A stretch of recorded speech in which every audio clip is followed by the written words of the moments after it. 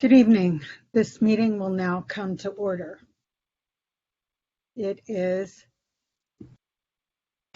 Thursday, June 16th, 6:02 p.m.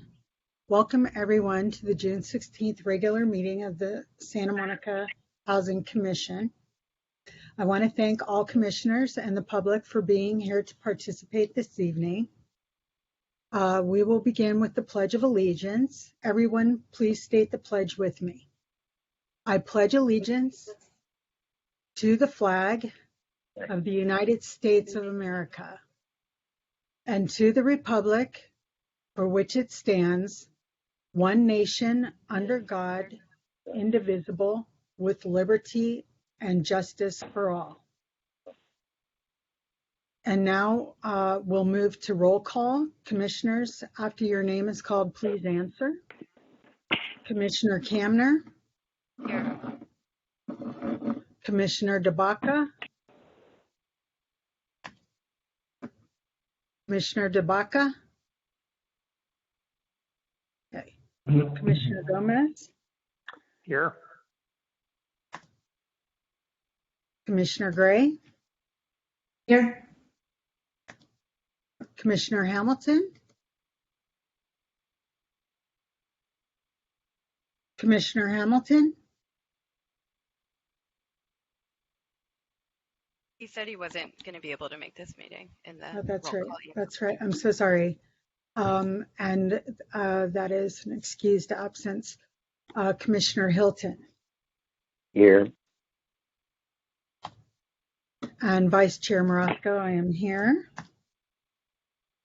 And I just wanted to announce at the top of the meeting that this will be Mary Orr's last time assisting the Housing Commission as our staff, our interim staff person. And Mary, I would like to thank you for all of your hard work and your time working with the Housing Commission. It's been enjoyable getting to know you. And me personally, I would like to wish you all the best in your future endeavors, and hopefully you'll secure a permanent position with the city of Santa Monica. I think you would be a great addition. Thank you very much. I don't know if I'm allowed to just thank all of you commissioners who volunteer your time and the hard work of creating affordable housing for Santa Monica residents. Thank you. Thank you, Mary. Okay, so we'll move to agenda item 1, special agenda items. There are none. Item 2, the consent calendar, there is none. Item 3, study session, nothing. Item 4, continued items, there are none. Item 5, staff administrative items, there are none. Item 6, public hearing, none. Resolutions, none. Item 8, written communication, none. And now we will move to Housing Commission member discussion items. Item A, discussion and possible action regarding inviting additional speaker Daniel Tannenbaum along with or during the month following Mark Verville to discuss rental housing cost statistics. I believe this is Commissioner Kamner's item, and there was an attachment to that item. And I believe Commissioner Kamner, I will call for public comment after you speak on this item. Okay, thank you. So, this is in response to the last meeting, where we discussed the value of having different viewpoints. I don't actually personally know Dan Tannenbaum. Never worked with him. I don't necessarily endorse any of his opinions or his opinions don't necessarily represent my viewpoints. I don't know what he would say if we invited him, and so that's actually why I thought he might be a good person to invite. Because he's kind of he's from a different perspective. He doesn't. He's not somebody with like a personal relationship with any of the commissioners, and he doesn't represent a viewpoint that the commissioners already have. So I actually came across his name because he was featured in an article right after our last meeting, about the article in the LA Times called "Finding a Place to Rent in Los Angeles Has Become a Competitive Sport." So he was quoted in there as an expert. My only communication with him has been just to ask him for if he would be interested in coming and to send his bio and resume. So, I just would recommend inviting like different people that, where we don't necessarily know what they're going to say, and, we can learn from them with an open mind. Okay. And now, I'm sorry, Commissioner Kamner, are you finished? Yes, I'm finished. Okay, thank you. Thank you, Commissioner Kamner. And so now we will call for public comment. And I would just ask that if you are not on the phone and you are accessing Blue Jeans online, if you could use the raise hand, if you can find it. If not, just try to speak up. But I'm going to try to keep track of who is speaking, and so I think, Mary, you'll call for the last 4 digits. Okay. To find the raise hand, you can go to people in the right-hand menu under people. If you click on people, there'll be a menu, and at the bottom it says raise hand. Everybody can find that. That would be helpful. If you're on the phone, just state your name, please. So, This is I'm sorry, any public comment for 9A? Sorry.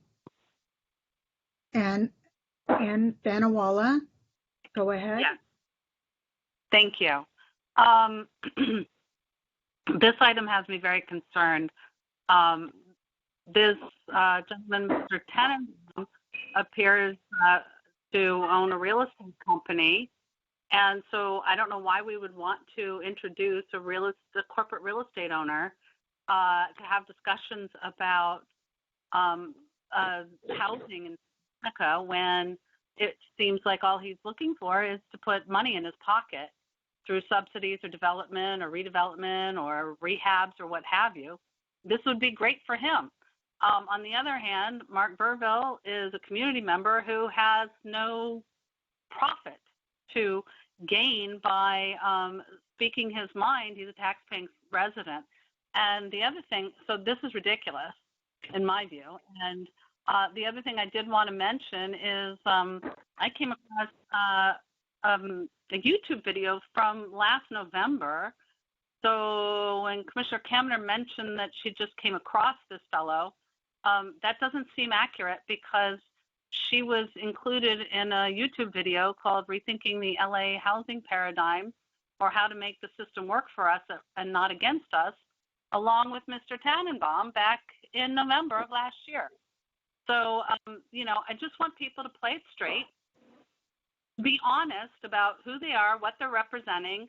I don't believe in corporate housing. I don't believe in subsidizing people who build and develop and own corporate housing. And that seems exactly what this is about. So I definitely would not recommend that any of these housing commissioners approve this speaker. Thank you. Thank you, and Thanawala. Is there another person from the public who would like to speak on item 9A? Yes.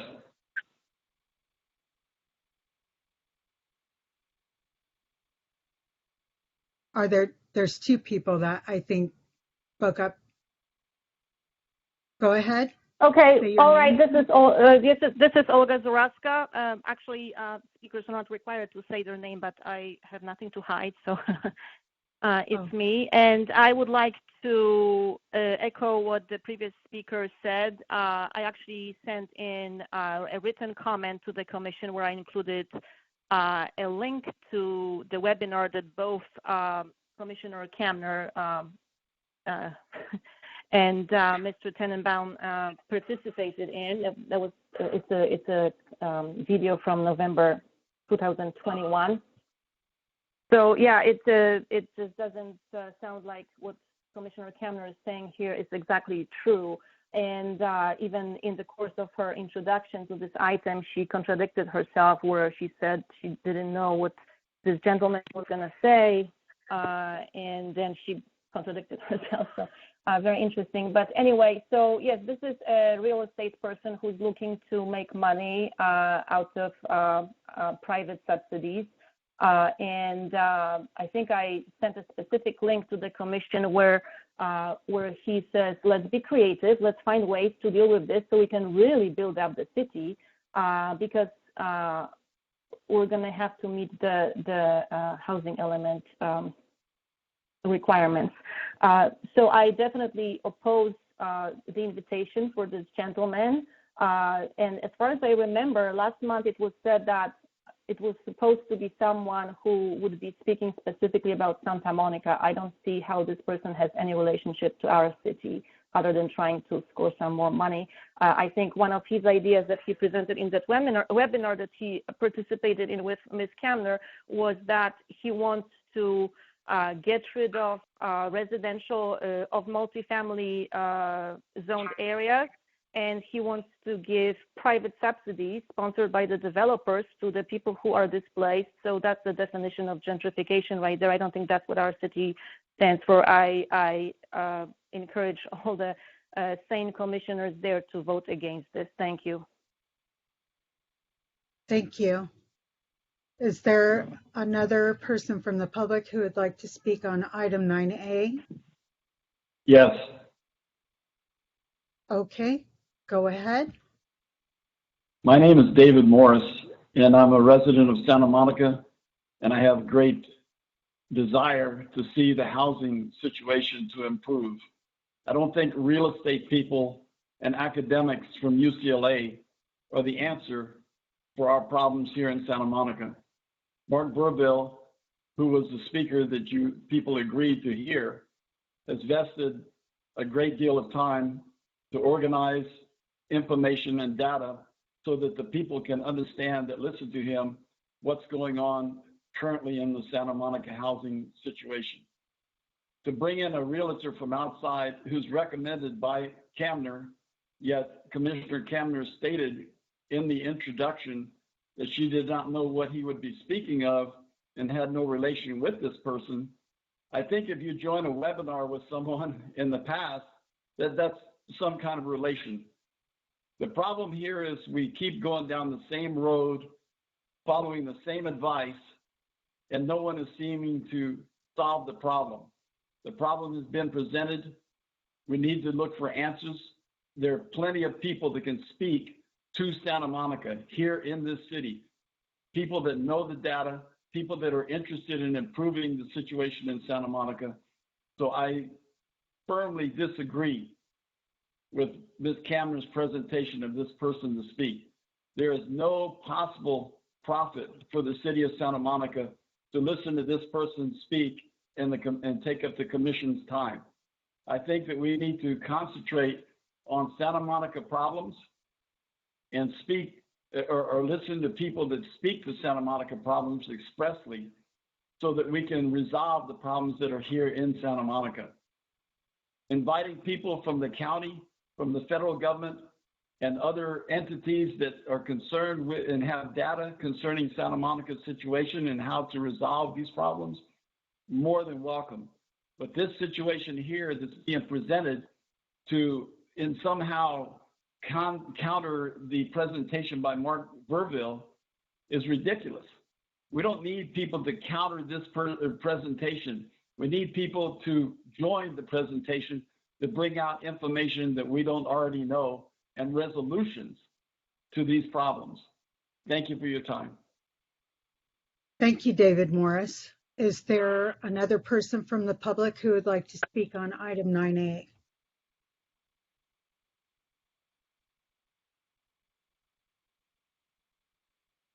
Anyone else for item 9A from the public?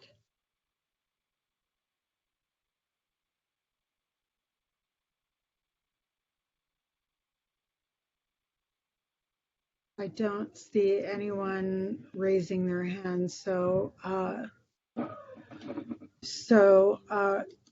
commissioners, would you like to go to discussion now on item 9A? Can I just say, I feel like I shouldn't have to say this, but I mean, just because I'm on a virtual webinar with someone doesn't mean that I know them or that I've talked to them or that I even listened to what they say. So I honestly, I don't know what he would say, and I don't know that he would contradict or counter what Mark Verville would say. Okay. So commissioners, would you like to go to discussion on this item? You're muted, Dominic. Apologies. Yeah, this is Commissioner Gomez. Yeah, I move that we go to discussion. Okay. And does anyone second that we go to discussion on this item? I'll second. Okay. Commissioner Gray seconds. Do we have to do a motion to do discussion? I don't think we typically have to do a motion for that. Well, it's I don't know from a procedural standpoint whether it's warranted or not, but it certainly didn't hurt. May I interject at this juncture? Yes, Commissioner Gomez, go ahead. So my concern here is what was said at the outset with this particular speaker is we don't know what he's going to present. If we don't know what somebody's going to present, that's of a concern to me because our time is valuable, as is that of the public. It's of critical importance that we know what people are going to talk about. Point number one. Point number two is like some of the other folks that spoke, I just did a cursory lookup on this individual. His firm manages a $200 million portfolio. And it appeared to me what he was espousing and advocating from a philosophical perspective in terms of housing density directly impacts his firm. Consequently, he appears to be self-serving, self-dealing, and to have a very strong financial benefit to, again, the approach that he's taking. And the only other thing that I'd offer up in the way of input is I think it's impressive that he's a member of the Housing Authority of Los Angeles, but the Housing Authority of Los Angeles does not know much, if anything, about Santa Monica. And I'd also offer up that Los Angeles is probably the poster child in terms of the mismanagement of housing, homelessness, etc. Consequently, we should look elsewhere for ideas that are going to benefit the city from a housing perspective, because this particular individual certainly does not appear to meet this particular requirement, which is vital. And so that's the extent of my input.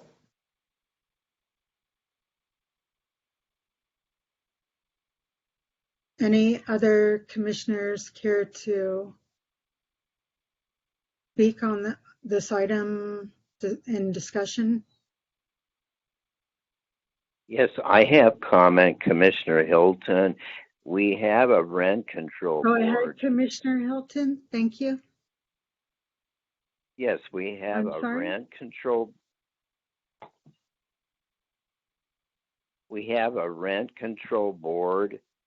The Housing Commission previously appointed a subcommittee from our commission to discuss renter issues, and the rent control board is now considering local additional protections. I was concerned with the initial speaker, not necessarily the person per se, but even the topic has never been clarified. We could invite 2 speakers from the rent control board, and that would eliminate any political, especially personal potential. But if you, the commissioners tonight, decide to motion, for example, to approve the 1 speaker, I would suggest we have a 2nd speaker, and it's just a pre-advanced friendly amendment, and that would be to add perspectives such as from the rent control board. Thank you.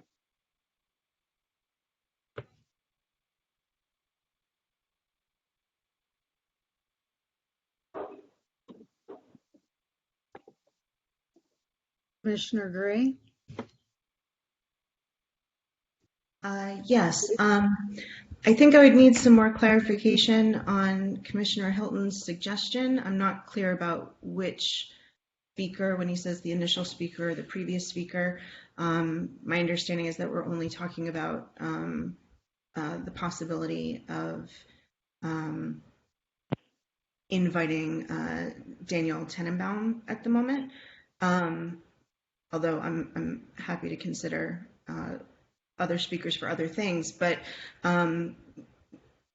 my understanding is that this was specifically to discuss housing, particularly rental housing costs and trends in costs in the city of Santa Monica. And so the subject of the speaker, the subject of the speech for Mark Verville when he joins us, that's what the subject will be. I'm also concerned about the fact that, as Commissioner Kamner said, she's not sure what Daniel Tenenbaum will discuss, and that seems. I agree with Commissioner Gomez that perhaps is not the best use of our time to set aside space for a speaker whose input we don't have a sense of ahead of time to know what he'll be contributing. It also concerns me that he has a very large real estate portfolio and is currently in real estate in Los Angeles. He is also the vice chair of the Board of Commissioners for HACLA, the Housing Authority of the City of Los Angeles, which, as Commissioner Gomez pointed out, is not the city of Santa Monica. Santa Monica has its own housing authority and its own unique rental data and financial trends. And I don't see anything in any of the material about Mr. Tenenbaum that indicates that he has any knowledge of or experience with the city of Santa Monica. It does appear that he has experience with issues of homelessness, but that's outside of our purview as a commission. Yeah, so those are my concerns with having him come to speak. I'm not sure what he would speak about, and even if we knew, I'm not sure what authority he has to speak or experience or knowledge to speak on hyperlocal issues in Santa Monica. That's all. Thank you, Commissioner Gray.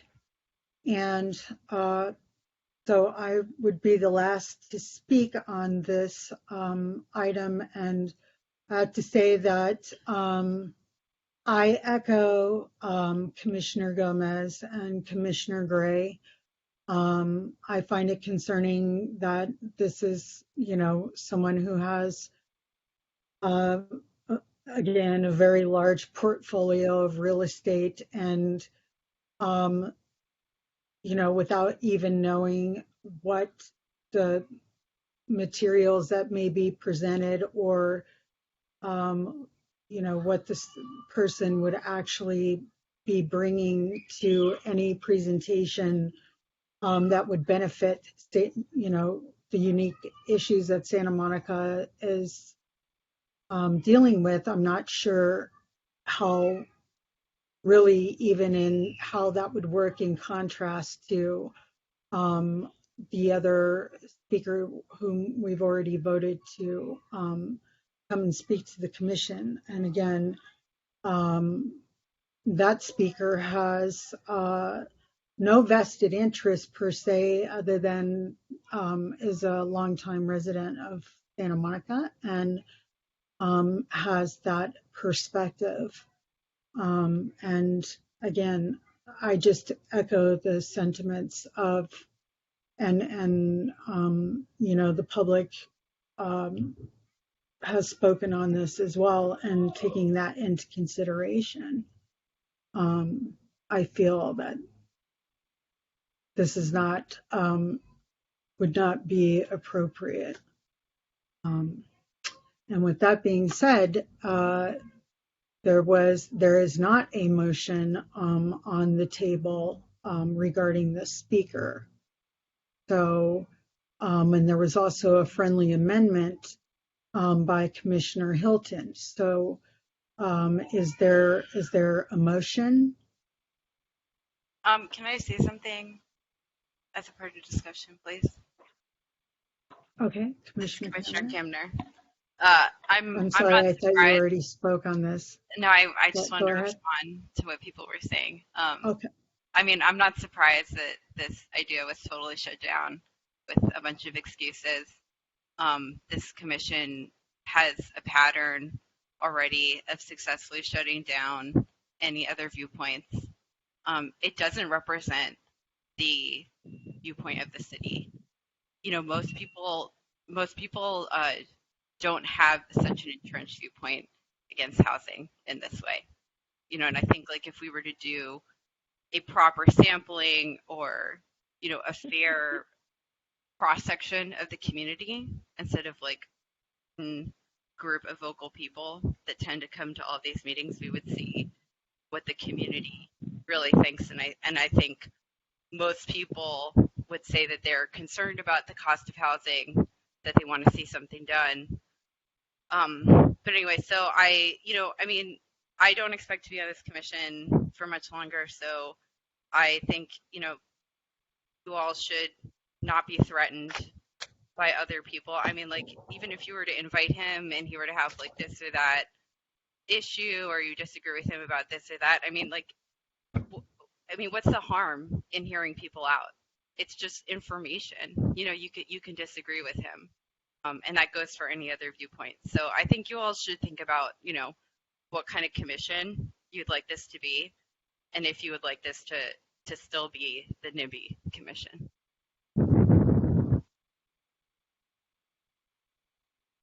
Thank you, Commissioner Camner. And I'm sorry, I thought that you had already spoken. Commissioner Gray, you have something you wanted to say? I did. I just wanted to object to the characterization that this was that any of this criticism are excuses. I can only speak for myself, but I'm happy to have additional people speak to us with more or mitigating information about housing costs in Santa Monica. I just don't see any nexus between the gentleman proposed and housing in Santa Monica. And as Commissioner Camner said, she's not sure what it is that he would say. So I'm not sure how it is that there's criticism for a viewpoint that hasn't been defined. Criticism for not voting for or not supporting a viewpoint that hasn't been defined yet. So that's all. Thank you.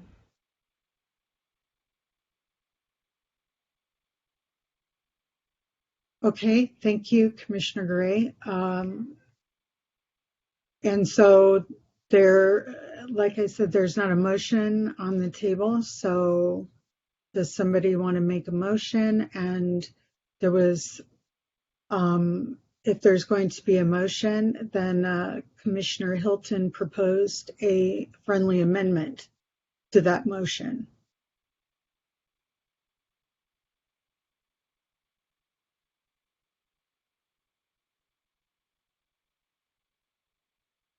Yeah, this is Commissioner Gomez. I'm not, from a procedural standpoint, I'm not quite sure, and perhaps the staff can help facilitate things here, but I would think that we would need to make or take a vote on whether to invite the proposed speaker, correct? And would we have to also, as part of this, decide on the amendment that was proposed? And I say that because of the fact that I just don't know that, I don't understand quite the requirement or the suggestion to have somebody from the Rent Control Board. I just don't know what value that they would bring. I'm certainly in favor of having an additional speaker. I just don't know that. Only if they agree with you already and you know them personally, right? I'm sorry? Oh, you're happy to have another speaker if you already know them, you know what they're going to say, and you know that you already agree with them. And you don't. Commissioner Commissioner Kamner. Commissioner, in all due respect, I really believe you're out of line here. I really believe you need to afford us the opportunity to say our say, as opposed to be argumentative. If you want to say something when I'm done, please feel free to do so. There's no stronger advocate than I in terms of diversity of thought. Consequently, I take issue with what you're implying. But that being said, again, I'm comfortable with voting on yay or nay on Tannenbaum, but I really think that's a bit separate from what we try to substitute from the Rent Control Board. I don't understand what the value is in having them attend. We should have other speakers, but there should be some very sound justification for it. And I apologize, maybe it was conveyed and I didn't hear it, but I don't understand what the value is there. So would it be better said, I'm sorry, this is Vice Chair Marasco, would it be better said to have this agendized at a different table, whatever friendly amendment, have it agendized later, if that person would like to discuss it further, and just go forward with a motion to either have Danielle Tannenbaum come to the speak to the Housing Commission or not. So I have a question. Why am I asked to allow other commissioners to finish their comments when I haven't been? Well, he wasn't Commissioner Kamner. I understand, but he was not finished speaking, and you interjected. Right, and, but I was and Commissioner Kamner and the public also may not know that it was you speaking. So you were not recognized by the chair. Commissioner Gomez was, and he was speaking at that time. And I don't think you were interrupted when you were speaking. I was interrupted meetings ago, and I was prevented from speaking on the housing element. Okay, Commissioner Kamner, we need to move on, and vote, if there is a motion on the table to vote to have Daniel Tannenbaum come to a future Housing Commission meeting to discuss rental housing cost and statistics. I think this commission should acknowledge the unfair treatment that I've been given. Commissioner Camner, do you have a motion that you would like to put on the table for the commission to vote to have Daniel Tannenbaum No. come to a future meeting? No? Is there a motion for this commission to vote on this item?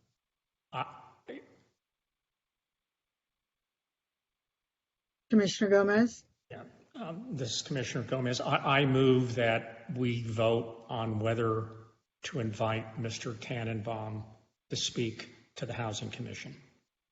Okay, thank you, Commissioner Gomez. Is there a second on that motion?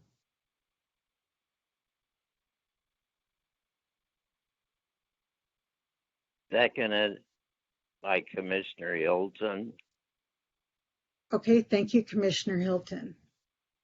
And now we'll go to a vote. Commissioner Camner, Yes. Commissioner DeBaca, Commissioner Gomez, No. Commissioner Gray,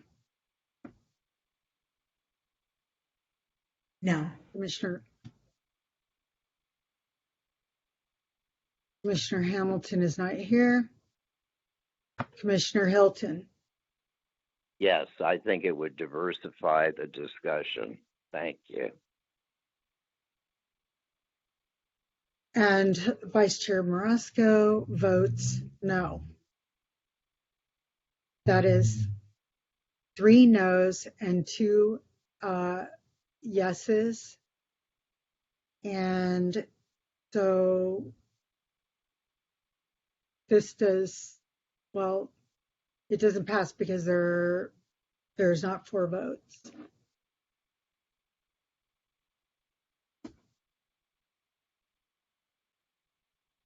Now we will move to Housing Commission member discussion item B. Update, discussion, and possible action regarding inviting fair housing speaker Chancellor Al-Mansour. Excuse me. Executive. I apologize for interrupting you. This is Commissioner DeBaca. I apologize Oh, for I'm interrupting sorry. you. Did you hear me when I voted no? I apologize. Oh, no, I did not hear you. I'm sorry, Commissioner DeBaca. I wasn't sure if you were there or not. I was muted, not by myself. I don't know who muted me, whatever, but I apologize. Oh, okay. So Commissioner DeBaca is voting no on item 9A. Thank you, Commissioner DeBaca. Thank you, and I apologize for the Thank you. interruption. Okay. And that would be 4 noes and 2 yeses. So the motion does not pass. I'm sorry. Going back to 9B, update and discussion and possible action regarding inviting fair housing speaker Chancellor Al-Mansour, Executive Director, Housing Rights Center, to a future meeting. This was Commissioner Hilton's item, and an attachment was there's an attachment for this item. And go ahead, Commissioner Hilton, and I will call for public comment after your after your presentation. Thank you. Ms. Al-Mansour is Executive Director of the Housing Rights Center, Los Angeles, and attorney. She's an expert on fair housing and has participated in thousands of meetings and panel discussions. The Housing Rights Center takes fair housing cases from the city of Santa Monica, and I spoke to Ms. Mansour in early April, and she agreed to present at our April 21st fair housing meeting. Earlier on the same day, the Housing Rights Center sponsored its own annual event, the Housing Rights Center annual event attracts VIPs from all over the Southland. I used to attend the events on a regular basis. The city even paid and budgeted so I could attend. Ms. Al Mansour has been featured as a guest speaker at our Santa Monica Fair Housing Month event. I could approach her again, Ms. Al Mansour, and we could possibly include Ms. Denise McGranahan of Santa Monica Legal Aid again for a fair housing presentation, question and answer. Our July meeting has 5 speakers, so it might be best to reschedule our fair housing event for our August meeting. So that would be my proposal. And as for scheduling based on past postponements, I'm reluctant to invite any speakers unless there's certainty about a specific meeting date. September seems like a good month. So I need assurances before I make repeat contacts. And that concludes 9B. Thank you. Thank you, Commissioner Hilton. And now I will call for public comment on 9B. Is there anyone from the public who would like to comment on this item? Yes. Okay, go ahead. I like as Commissioner Hilton mentioned, there are quite a few speakers already scheduled regarding fair housing, and I think we're just the commission is just exposing the public to a little bit too much of the same topic. So I think that it's reasonable to stick to the original plan, which was Deputy City Attorney Gary Rhodes, Denise McGranahan of the local office of LAFLA, HCD, and HUD. The speaker that is being proposed right now is a speaker from Los Angeles, from a private nonprofit. I don't see how they could add anything to the already big roster of speakers that the commission is considering. Actually, the commission already agreed on. So that I would discourage the commission from inviting an additional speaker on this topic. Thank you. Thank you. Is there anyone else from the public who would like to speak on item 9B?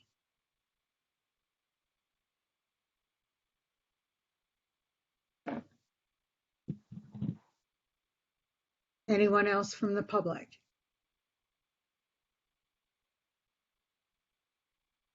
Okay. Commissioners, shall we go to discussion on item 9B? Commissioner Gray? Yes, if we're going into discussion, I'm a little unclear. I thought that our fair housing programming was already set, and our speakers, as the caller just mentioned, we have a secretary from HUD, representative from HCD, and then both Denise McGranahan from LAFLA and Gary Rhodes from the city attorney's office. And their rescheduling, correct me if I'm wrong, I believe was only because of the arrival of our new city attorney.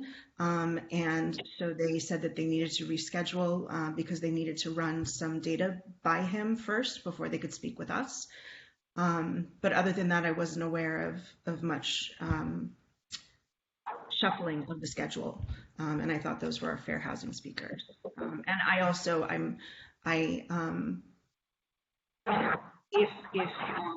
if I would like to hear if Commissioner Hilton thinks that this speaker is important, I'd like to hear what she would be able to add that would be different than the speakers that we already have lined up, which seem pretty robust to me. That's all. Commissioner Kamner? I support having her speak, and I mean, I would just be blown away if this speaker was also shut down.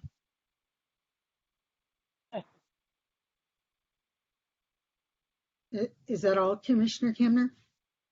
Yep, that's all. Okay, thank you. Commissioner Gomez? I'm fine with having the speaker. Nothing else to add. Commissioner DeBaca?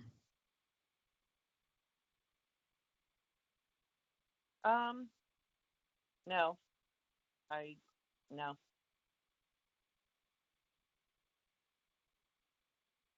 Okay. I guess this is Vice Chair Morosco, and I guess I'm a little confused. Commissioner Hilton, you stated that you invited this person to the fair housing meeting, but I don't remember that we ever voted for this person to attend the fair housing event on April 21st. And I would add that Commissioner Gray is correct. The only reason why City Attorney Gary Rhodes and Denise McGranahan from Legal Aid in Santa Monica could not give their presentation this month.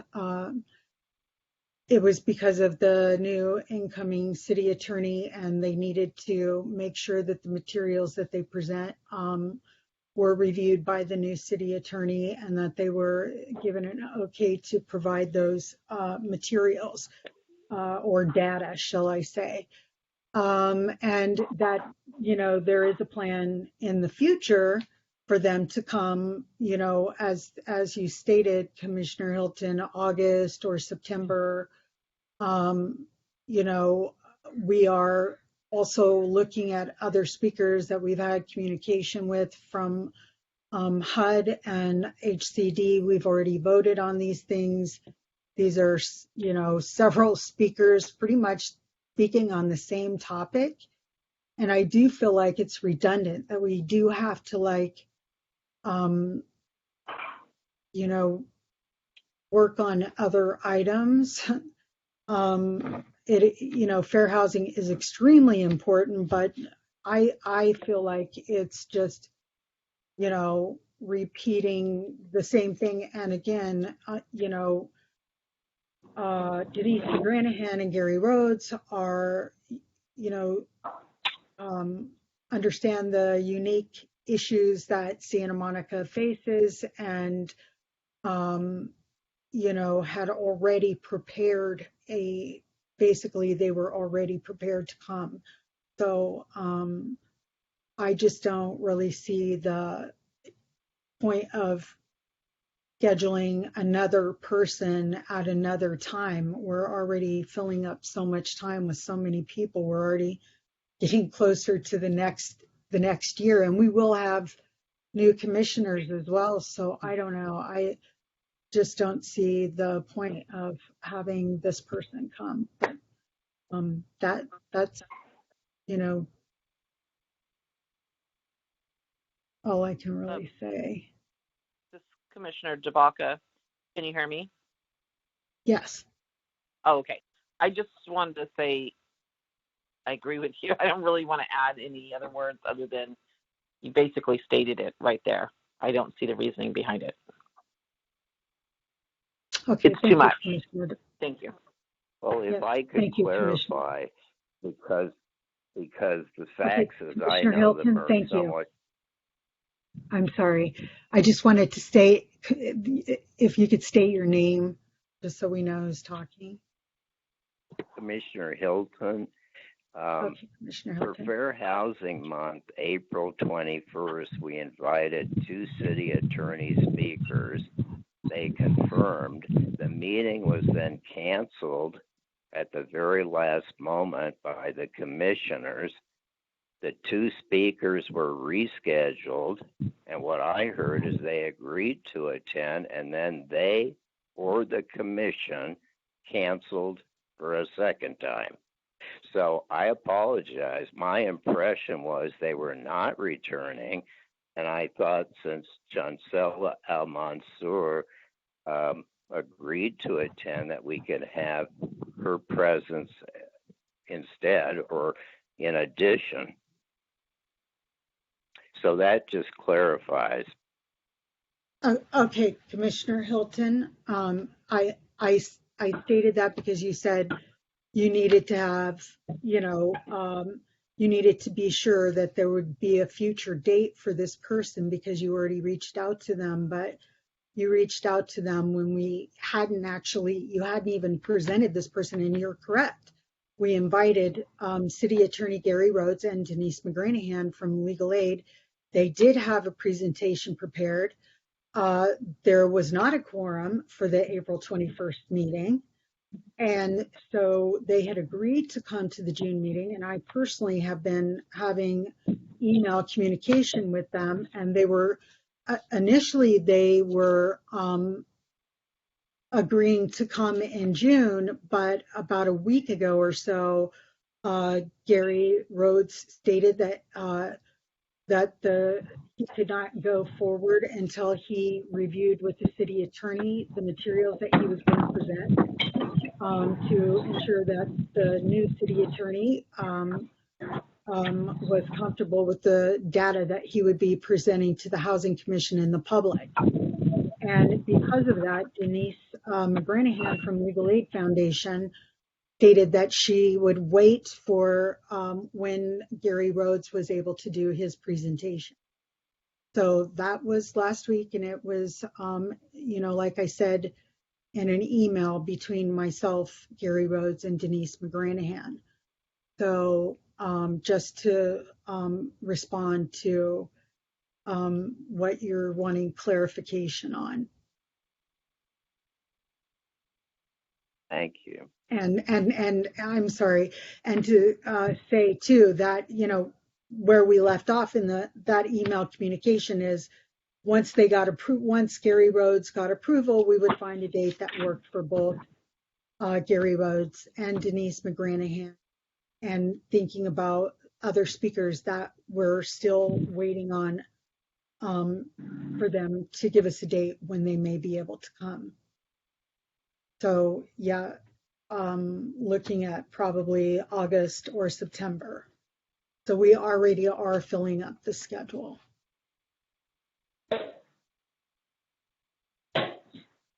With speakers that were previously voted on. Anyway, that is all that I have to say on that. And so do any other commissioners have any more input?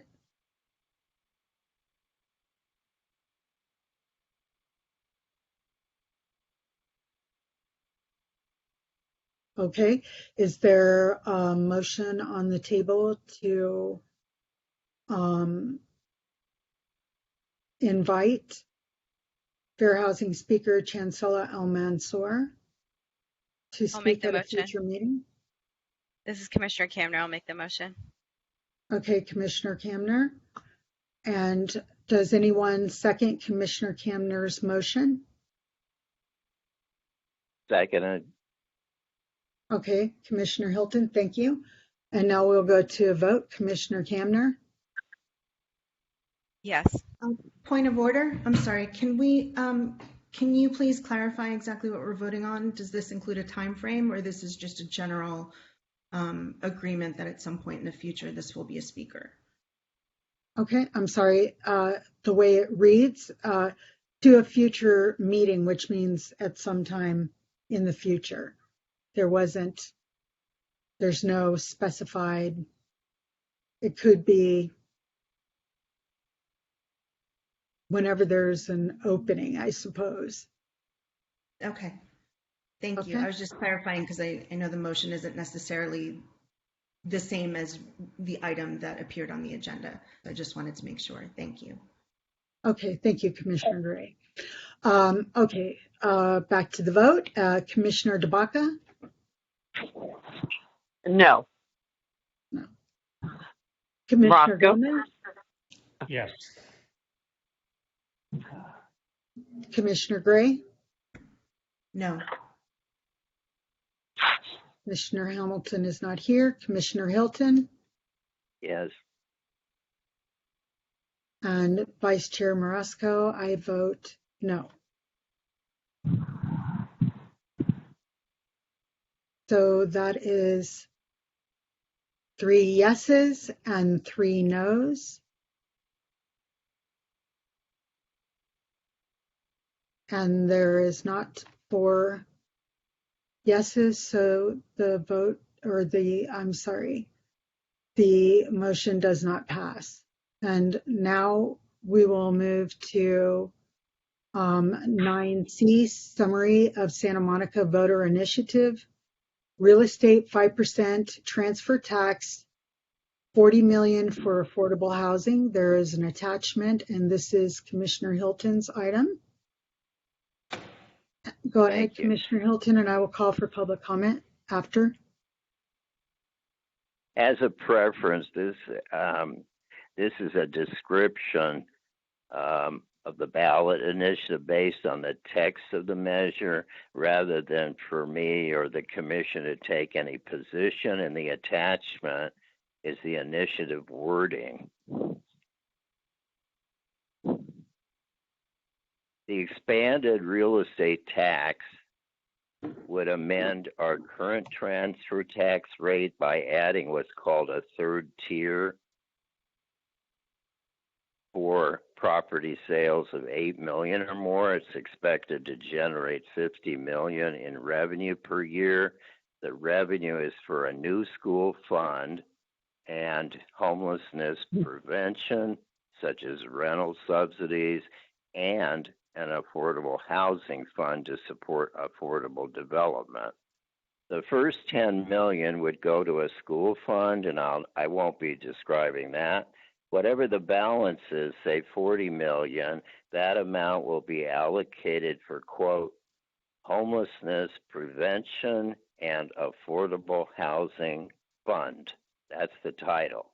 In other words, there's 2 different allocations for housing. The first is homelessness prevention, which is separate but similar to our current Preserving Our Diversity POD monthly benefits rental subsidy program.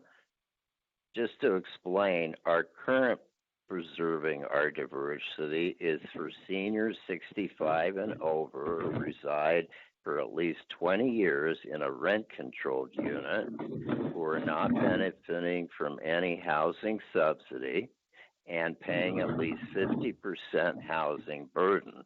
POD is a 2 million or less budget. It's currently undersubscribed. It's our 7th trust fund, and for the most part, the POD revenue is from our transactions and use tax, GSH, and GSH is a voter-approved retail sales tax. This 5% real estate transfer tax would expand on our POD senior benefit program to I'm sorry. Hold on with one minor moment. children. Commissioner Hilton. Yes. Can somebody mute their microphone? There's noise in the background, and I'm sorry, Commissioner Hilton, I can't hear you. Okay, go ahead. I'm sorry, Commissioner Hilton, go ahead. So the 5% real estate transfer tax would expand on our current senior benefit program and include households with minor children and persons with disabilities. The initiative says it will prevent homelessness by keeping Santa Monica residents housed. The homelessness budget would comprise between 30 to 50% of the 40 million. The second housing allocation, the majority of the 40 million revenue and no less than 50% would support housing development, acquisition rehab, or new deed restricted affordable housing. The revenue from the third tier 8 million or more property transfers is an addition and not a replacement of any current city funding spent on either homelessness or affordable housing development. The real estate tax would require what's called an 11-member resident oversight committee, which would meet at least 6 times annually, and there would be term limits. Finally, there will be an annual audit submitted to our current 5-member City Council Santa Monica Audit Committee, as well as the Resident Oversight Committee. The effective date of the new tax, if approved by a simple 51% majority vote, would be March 1st next year, 2023. And before we take public input, I wanted to state that the North of Montana Neighborhood Association, NOMA, at its recent meeting featured Mike Sala, pro-tax, and Mark Verville, anti-tax. I'd suggest the commission could consider a pro-con discussion, preferably maybe at our September meeting. And as long as there are no legal constraints, I have been in contact with our city attorney. The commission can decide then whether or not to take a position. That concludes my summary. Okay.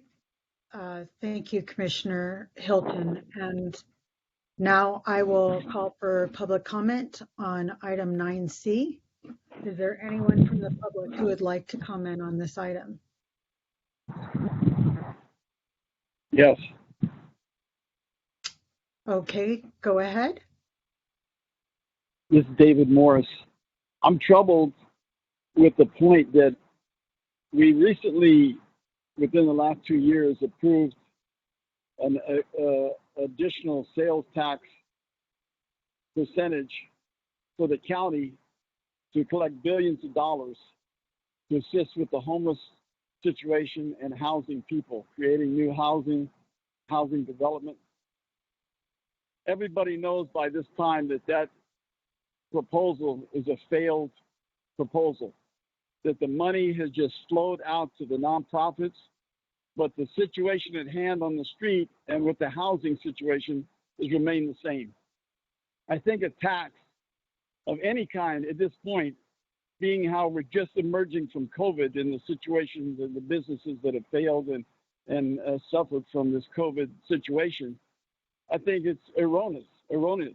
I think it's a big problem to be proposing taxes now and to have a board of certain individuals overseeing this tax of $40 million when we have failed with the money that we already have. We're waiting for audits to come through for the nonprofits that get money from the city and what they've actually done with this money and how successful this has been. I think any kind of tax at this time, whether it's Sue Hemmerich's tax, her personal pet peeve tax, or Phil Block's pet tax, I think it's a huge mistake. And I totally disagree with presenting these tax initiatives right at this time. I think the money needs to be directed to the direction where people will actually be housed and people will not be on the street, and there will be beds for people to go and be in a shelter, which we know that there is no shelter in Santa Monica and there are no beds. So that's what I have to say about that. Thank you. Thank you.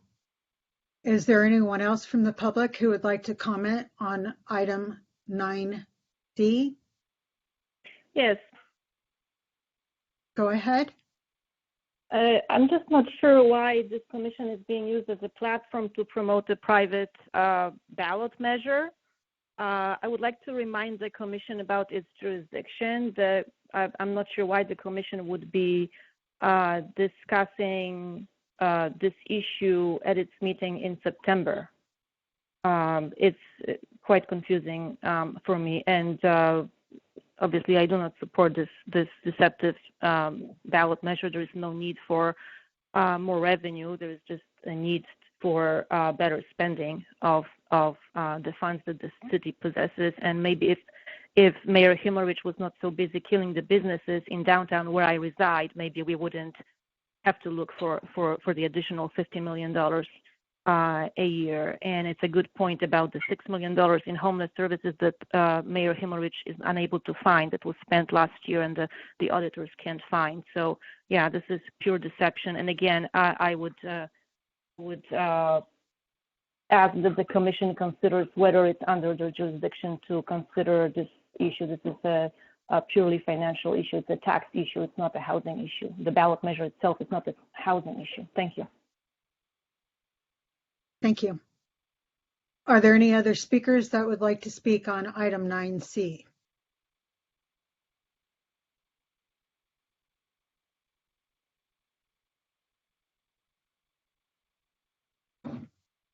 Anyone else from the public?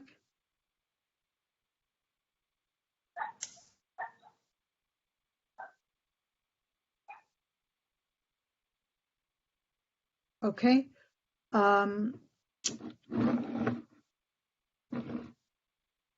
Sorry. So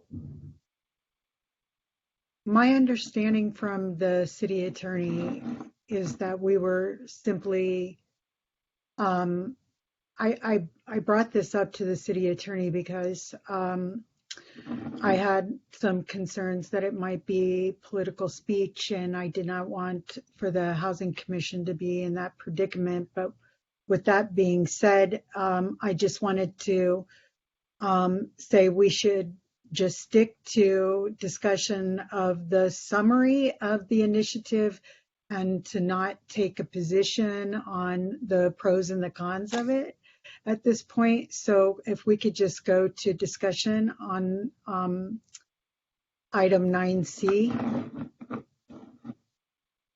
And Commissioner Kiemner? I don't have any comments on this at this time. Okay. And Commissioner Gomez? I have no comment other than I'm vehemently opposed to it. Okay. Thank you, Commissioner Gomez. Commissioner DeBaca? I have no comment at this moment. Okay. Thank you, Commissioner DeBaca. Commissioner Gray? Yes, I have a few comments. I wanted to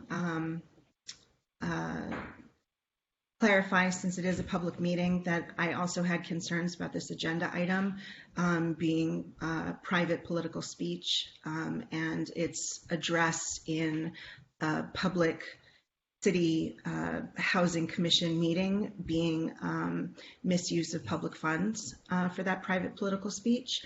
However, as Vice Chair Marasco has said, we both have consulted with the city attorney's office and the new city attorney, and apparently it is not uncommon practice for things like this measure to be brought up at the commission meetings that relate to the subject of some part or whole of that measure.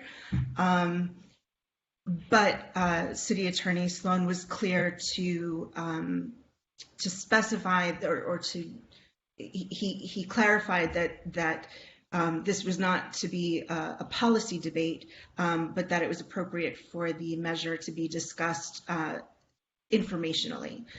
So I just wanted to share that with the public who may be concerned about that. Having said that, because I'd like to add to the information that we've heard.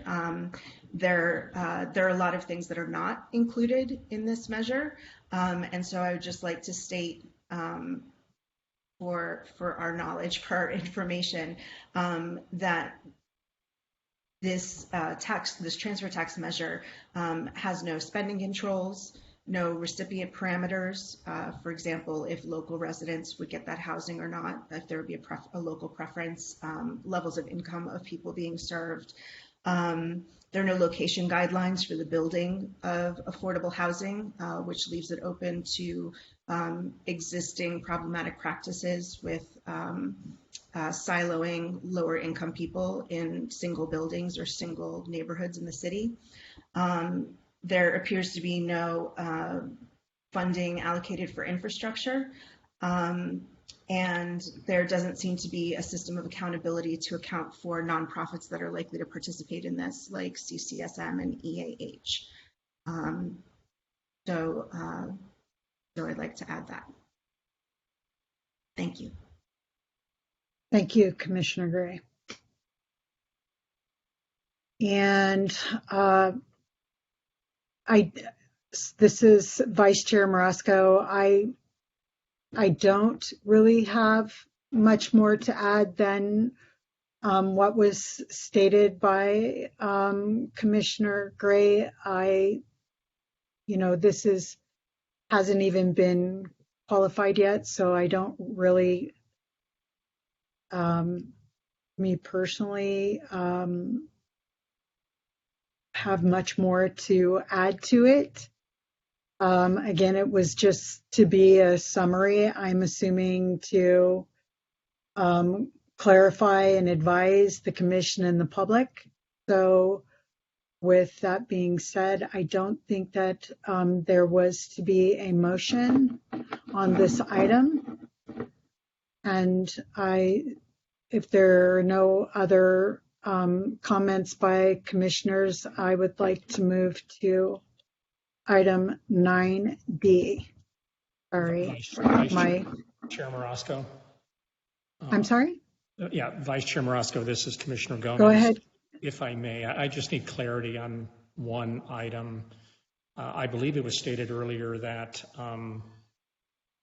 we may look at the prospect of bringing in a couple of speakers and debating this and having the commission take a position on this.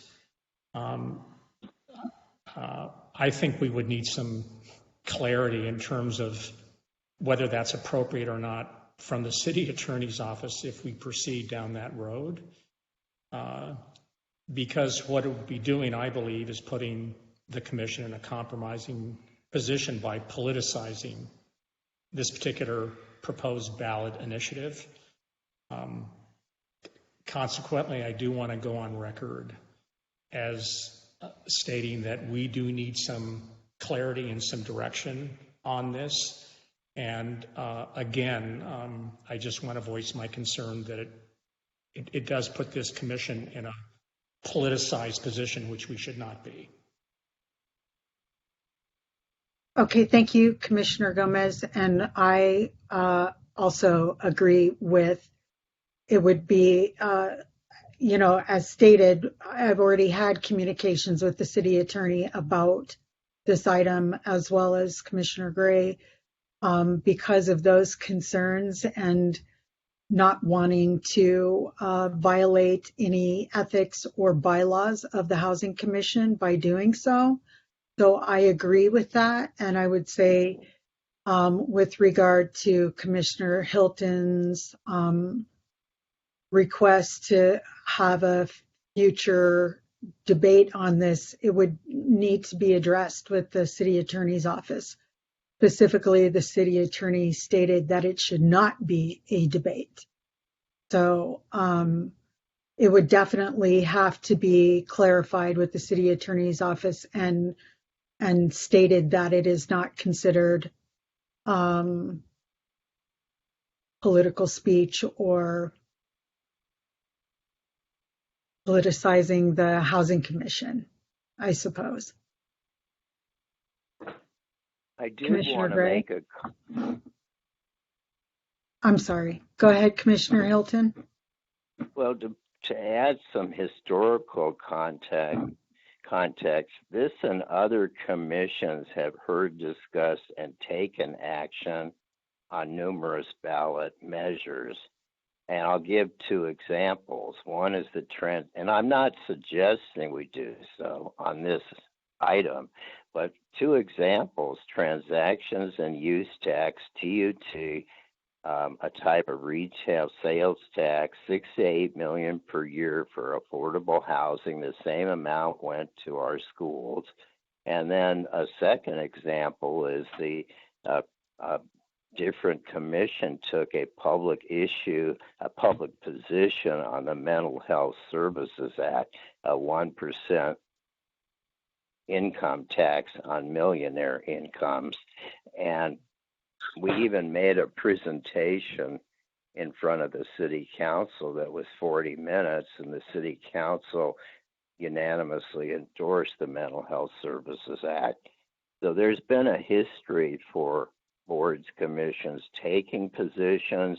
I was cautious, and I decided not to take any positions, certainly initially. My only intention was to have a more robust discussion, for example, before the November ballot, since it is housing. There was several comments that you didn't want to get political, and then the comment was political in nature. But I did have a motion, if you want me to motion. Well, Commissioner Gray had something she wanted to add.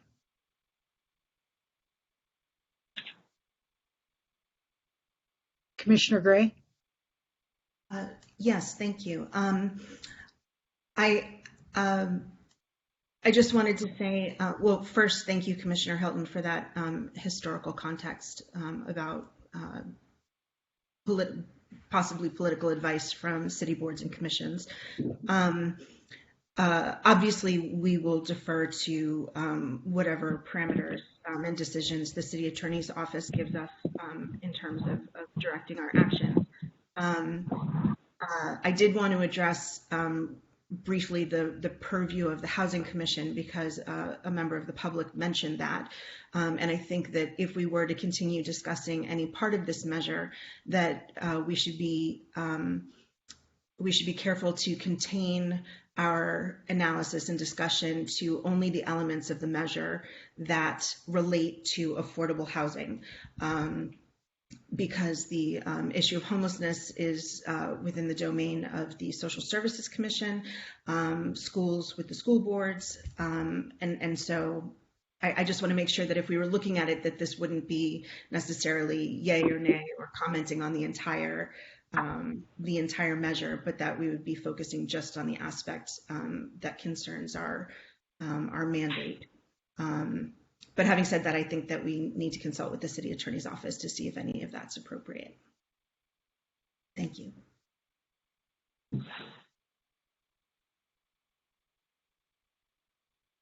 Are there any other commissioners that would like to make a final comment?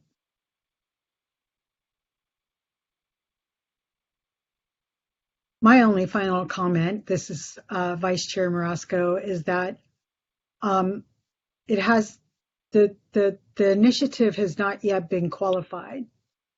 So I just feel like until something is qualified, I mean, I understand what you're saying, Commissioner Hilton, about the Housing Commission taking a position on ballot initiatives, but I don't know in what context that was, if it was an initiative that was already on the ballot or if it was a proposal, but either way, I just,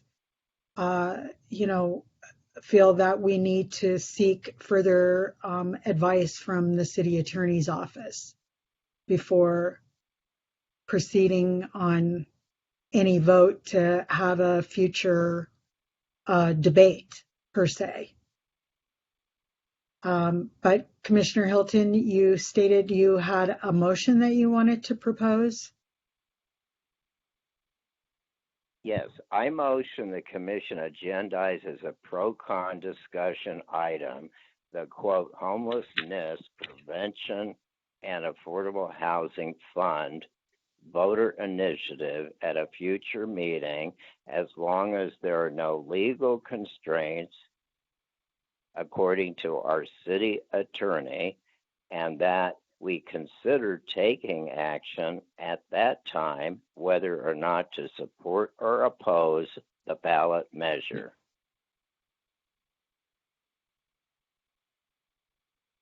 Okay. Point of clarification. Could you Commissioner Gray, go ahead. Thank you. If we are going to vote on that, if you could please just either Vice Chair Marasco or Commissioner Hilton, if you could just repeat that so I can hear the details of what's being proposed, I would appreciate that. I motion Commissioner the Hilton. commission agendize as a pro-con discussion item, the homelessness prevention and affordable housing fund voter initiative, if approved for the ballot at a future meeting, as long as there are no legal constraints according to our city attorney, and that we consider taking action at that time whether or not to support or oppose the ballot measure. Okay. Is that sufficient, Commissioner Gray? Yes, thank you. Okay. Does anybody second Commissioner Hilton's motion to agendize a pro-con? Commissioner I'll Gray? second that. I'll second that. Okay. And so now we will go to vote. Sorry, give me a minute. And just to reiterate, we're voting on this with the stipulation that it's approved by the city attorney's office and that it has already qualified for the ballot. Correct. Yes. Okay, thank you. Okay. So now we will go to vote. Commissioner Camner? Yes. Okay. Commissioner DeBaca? No. Thank you. Commissioner Gomez? No. Commissioner Gray? Yes. Commissioner Hilton? Yes.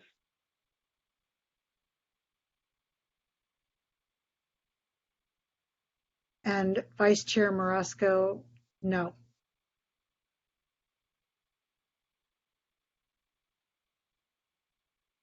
So that is 3 yeses and 3 noes. The motion does not pass. And now we'll go to item 9D, discussion and possible action regarding the Planning Commission's ongoing discussion and possible recommendations to the City Council regarding the draft red line revisions to the sixth cycle 2021-29 housing element and response to comments received in a letter dated February 8th, 2022 from the California Department of Housing and Community Development, or HCD. The attachment was actually a hyperlink, and it would have been agenda item 9A of the Planning Commission meeting of June 15th, 2022. That is my item. And I will just try to give a brief introduction of what I feel that I think that the Housing Commission needs to pay close attention to in this ongoing discussion. As you know, the Housing and Community Development Office rejected the City of Santa Monica sixth cycle housing element, and it was for a number of reasons. And one of the reasons is due to the fact that it did not meet the requirement to affirmatively further fair housing. HCD's letter to the City of Santa Monica dated February 8th, 2022 addressed the issues with affirmatively furthering fair housing in an attached appendix, which would be, and specifically would be under the appendix A1, which would be housing needs, resources, and constraints, where it specifically states affirmatively furthering fair housing in accordance with Chapter 15, commencing with Section 8899.50 of Division 1 of Title II, shall include an assessment of fair housing in the jurisdiction. And under Government Code Section 65583, Subdivision C10A, cites inventory. While the element includes some general discussion regarding the identification of sites and affirmatively furthering fair housing, or AFFH, the element should still include analysis such as the number of units by income group and location, impact or lack of on existing patterns and isolation of the regional housing need allocation, RHNA, to evaluate whether fair housing conditions are improved or exacerbated. Local data and knowledge and other relevant factors. The element generally was not revised to address this requirement. Please see HUD's prior review, please see HCD's prior review. Goals, priorities, metrics, and milestones. The element must be revised to add or modify goals and actions based on the outcomes of a complete analysis. Actions must have metrics, milestones to target meaningful outcomes, and must address housing mobility enhancement, new housing choices, and affordability and high opportunity places-based strategies for community revitalization and displacement protection. And also in that same appendix under which would be B3, to promote and affirmatively further fair housing opportunities and promote housing throughout the community or community for persons regardless of race, religion, sex, marital status, ancestry, national origin, color, familial status, or disability, and other characteristics protected by the California Fair Employment and Housing Act, Part 2.A, commencing with Section 12900 of Division 3 of Title II, Section 65008, and any other state and federal fair housing and planning law. In part, it states, the element requires a complete analysis of affirmatively furthering fair housing. Depending upon the results of that analysis, the city may need to revise or add programs to affirmatively further fair housing. In addition, HCD's prior review found that the city should revise Program 4D, or the rezoning of R1 neighborhoods, with meaningful and sufficient actions to overcome patterns of segregation and foster inclusive communities. In response, the element now appears to only promote accessory dwelling units and insufficient action given the perpetuated segregation noted in the element. Please see HCD's prior review. So currently the recommendations that the Planning Commission is looking at is to build 600 or more units of 100% affordable units at Bergamot Station, and also the same number of units off of Main Street. I believe both of those sites are city-owned sites, and the discussion has been that the city, or shall I say the discussion with the Planning Commission and the recommendations that they're talking about making to the City Council to finalize the amendments to the housing element, the sixth cycle housing element, is to, they're playing catch up with, there has to be 1,800 units of affordable housing. So the idea here is that they would be made up in 100% affordable housing buildings, which again is segregating people in specific buildings or specific areas. And this has been a topic of discussion quite a bit within the city, public discussion within city council meetings and planning commission meetings and housing commission meetings, that the city continues to basically direct low-income people to very specific areas within the city. And again, 100% more 100% affordable buildings is not not affirmatively furthering fair housing.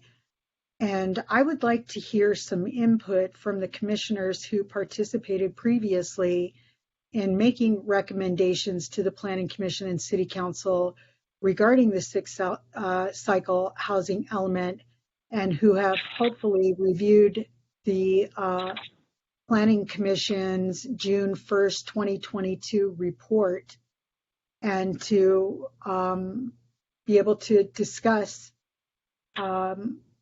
the fact that they're wanting to just direct everything to 100% affordable buildings that may or may not be built. And also, I want to be able to discuss what the Housing Commission can do, as the Planning Commission is saying as a part of making these red line revisions, that they want to hear from other commissions and the public. They want robust participation, and that they will be having as many meetings, or it was stated that they would have as many meetings as possible coming up to the deadline of when they have to present their final amendments to HCD. So first, I would like to hear input from the before I hear from commissioners. I would first like to hear input from the public on item 9D. Is there anyone from the public who would like to speak on this item?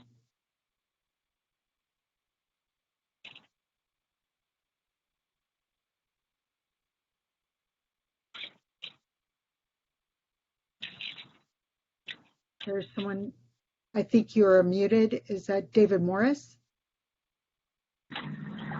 Yeah, no, I'm not going to comment on this item. Okay, thank you. Is there anyone from the public who would like to comment on this item?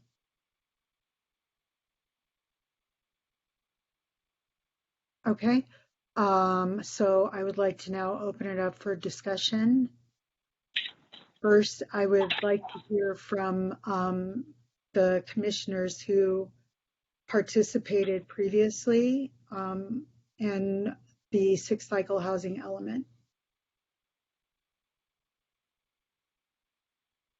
I can speak on this. Previously, go ahead, Commissioner Hamner. Thank you. Thank you. On this commission, previously we discussed the issue of AFFH and 100% affordable housing sites, and there was a concern about concentrating affordable housing sites, especially 100% affordable housing sites, in traditionally redline neighborhoods and neighborhoods experiencing gentrification. And the concern there was perpetuating segregation by concentrating lower income people in those formerly redline neighborhoods and not distributing affordable housing throughout the community. And so I think there were different viewpoints on the commission about that. You know, some commissioners felt like, you know, and I hope I'm barely remembering this, some commissioners felt like we should not put 100% affordable housing sites in historically redline neighborhoods to address the issue. I think my personal viewpoint was at the time, and what I expressed was that the way to address that problem is to distribute the affordable housing, you know, everywhere in the community, so it's not concentrated in one area. My viewpoint on this now, from a policy perspective, is that the issue isn't so much the percentage of affordable housing in the building. I think it's like the affordable housing mix of the neighborhood. So, you know, if you have a 100% affordable housing building in a neighborhood with other income levels, then you are still achieving the goals of AFFH because you are you are achieving a healthy mix of different income levels that's addressing the problem of economic segregation. Where I think that the issue of the affordability percentage is relevant to the housing element is that the city of Santa Monica doesn't have a realistic plan to fund and build a substantial amount of 100% affordable housing buildings, like definitely not at the scale required by the RHNA. So, if the city is reserving sites for 100% affordable housing, I think like sort of that spatial racism, spatial segregation aspect should come into that analysis. But I think we also have to bring in the analysis, can the city even build those buildings? So if we can't, then we need to look at other methods of funding affordable housing. And something that I've long said on this commission, I think would be a really good fit for this housing element cycle is to do like a broader housing production program in the city that is distributed throughout the community, so that we're doing AFFH or addressing historically segregated neighborhoods, the issue of redlining, economic segregation, but we're also pairing that with, like our affordable housing production program, like some kind of value capture or an inclusionary program, sometimes it's called, that would allow us to leverage that production to build more subsidized affordable housing and meet our low income RHNA targets. And I think, I think that it would be a really good idea for this commission to recommend that. It's basically our purpose as a commission is how are we going to build that affordable housing and provide it to the community. And then just like the last thing I'm going to say about that is, actually I've forgotten what else I was going to say about it, but I hope that was helpful on that. And I'll try to think if I have any other helpful comments on this. Okay, thank you, Commissioner Kamner. Commissioner Gomez?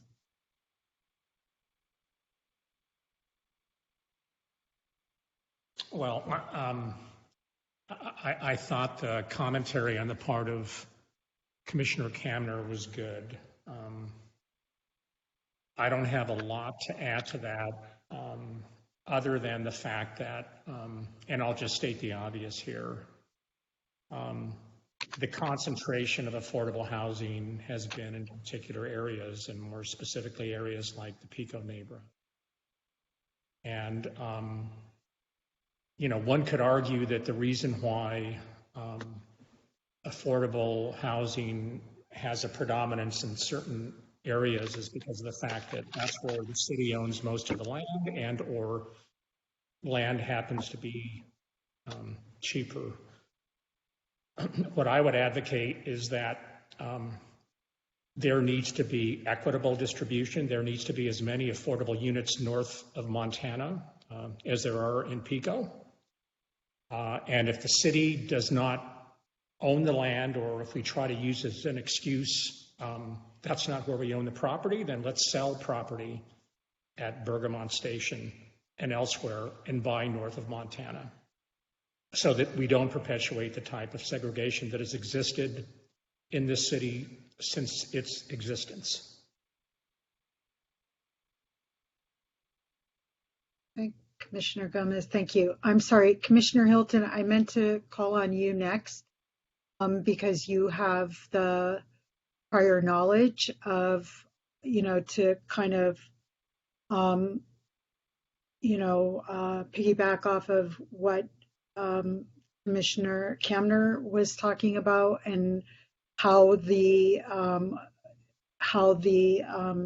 Housing Commission was discussing this issue.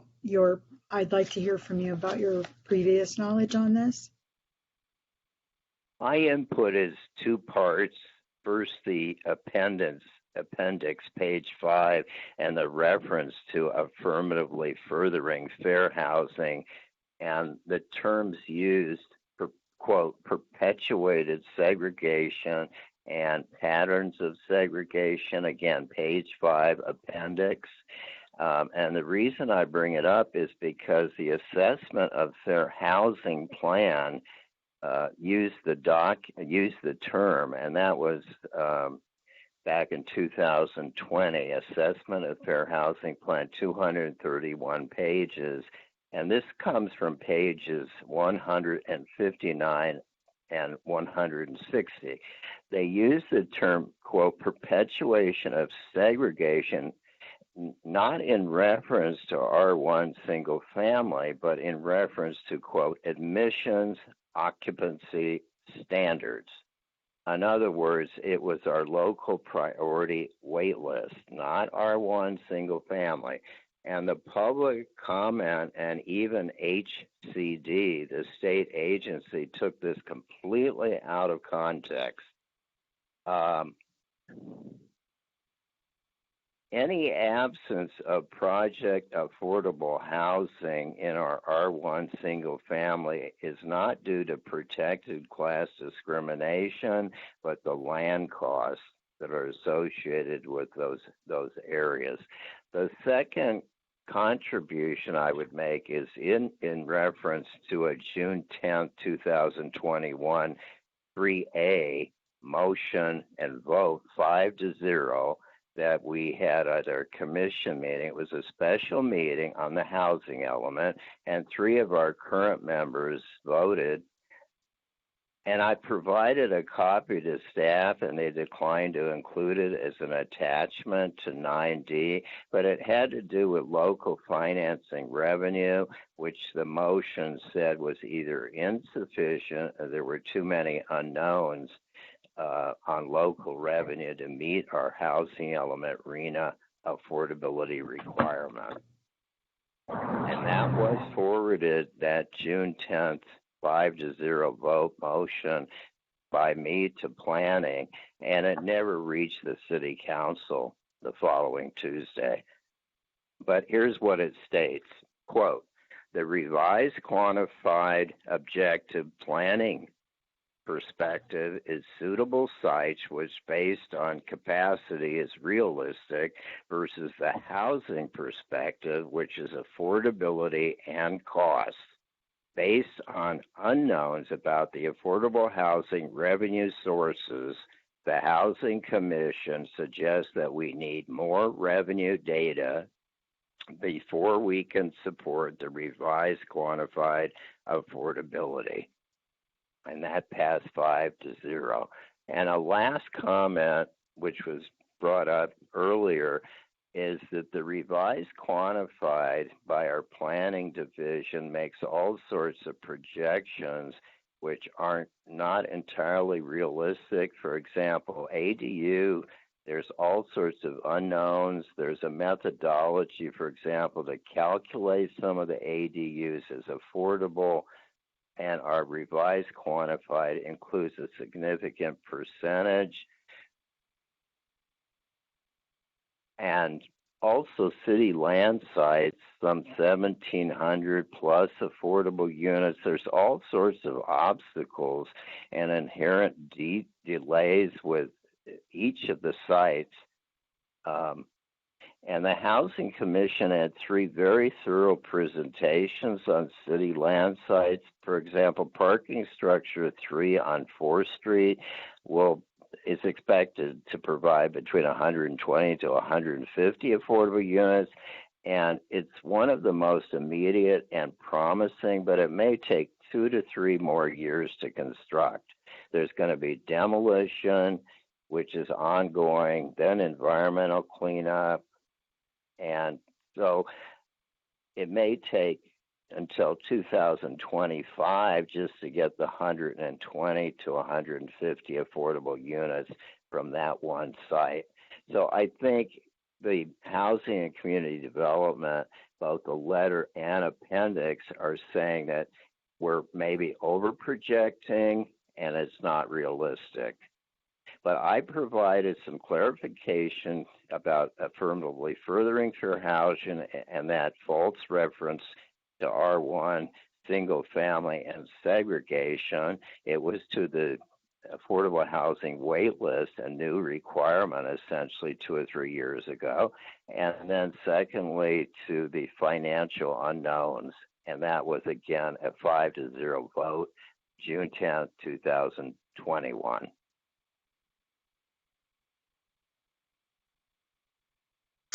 Okay, thank you, Commissioner Hilton. Commissioner DeBaca, do you want to add to this discussion? No, thank you. Okay, thank you. Commissioner Gray? Yes, I guess I'm most interested in how the Housing Commission can act to advise the Planning Commission and by extension the City Council on these issues. I'm concerned about the 100% affordable housing too. I agree with Commissioner Gomez about the distribution, the equal distribution of affordable housing by location, as I think Commissioner Kamner also said.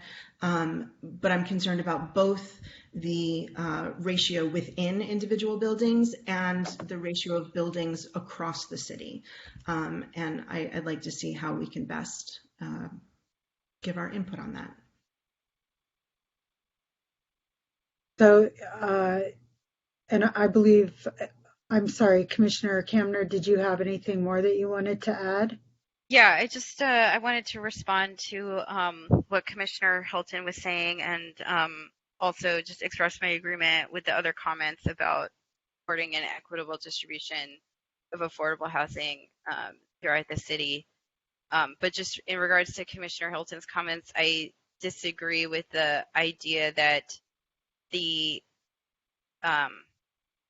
segregation, the effects of segregation today are somehow like an accident of the value of land in different parts of the city. It's definitely, as a lot of documentary evidence shows, and I've attached documents in the past to this commission showing that there's definitely a racist and segregationist intent behind the land use and zoning decisions that were made in the city, and that have resulted in a situation where the land north of Montana and other, historically blue and green line parts of the city that those are much more expensive today. And that was the purpose of redlining, was to make blue and green lined neighborhoods more expensive and create more value for those homeowners. So I think like Nina Fresco has also offered a lot of evidence that was definitely a segregationist intent about how this city was planned. And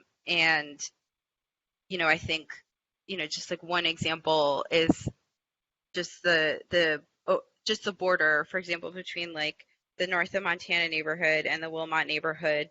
There's a dramatic difference in the diversity of those neighborhoods, which are, in this commission previously, we reviewed the AFFH report, and that demonstrated a lot of statistics about the segregation problem. And that's, it's not like that border is an accident. Like that border was very intentionally designed to create segregation. It's still creating segregation today. So unless we address that in the housing element in a substantial way, like that's the only way to actually do the affirmatively furthering fair housing. So I think the city could go a lot farther in doing that, but it seems like maybe the thing that we have consensus about is just recommending the equitable distribution of affordable housing.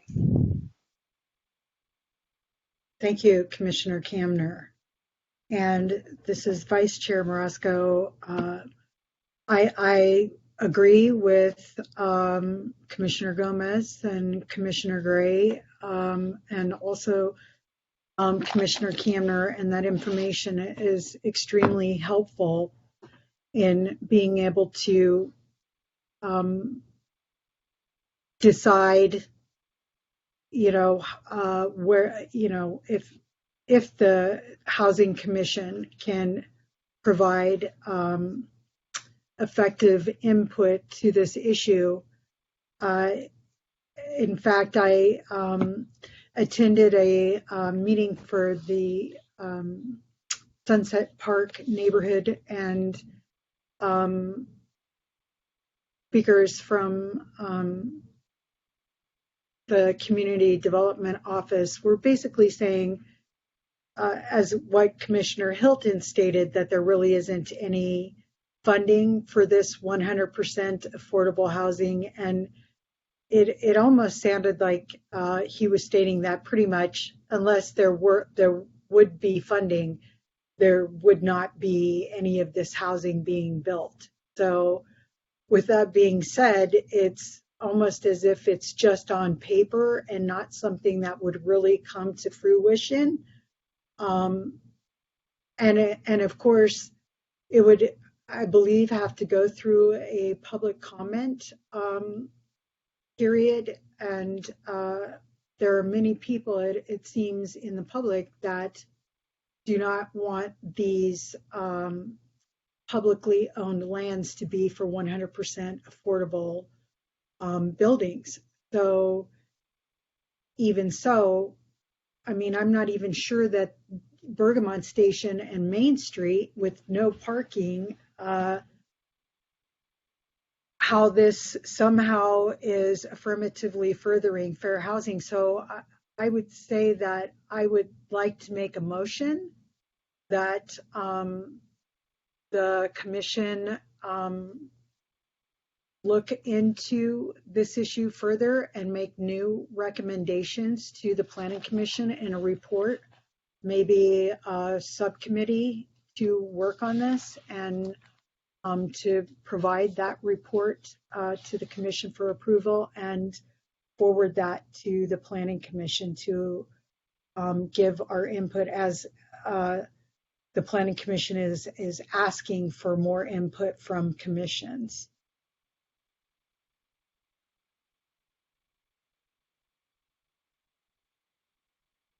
So shall I repeat the motion? Yeah, could you repeat it? I'm sorry, Commissioner Kamner, go ahead. Sorry, actually, could you repeat it first?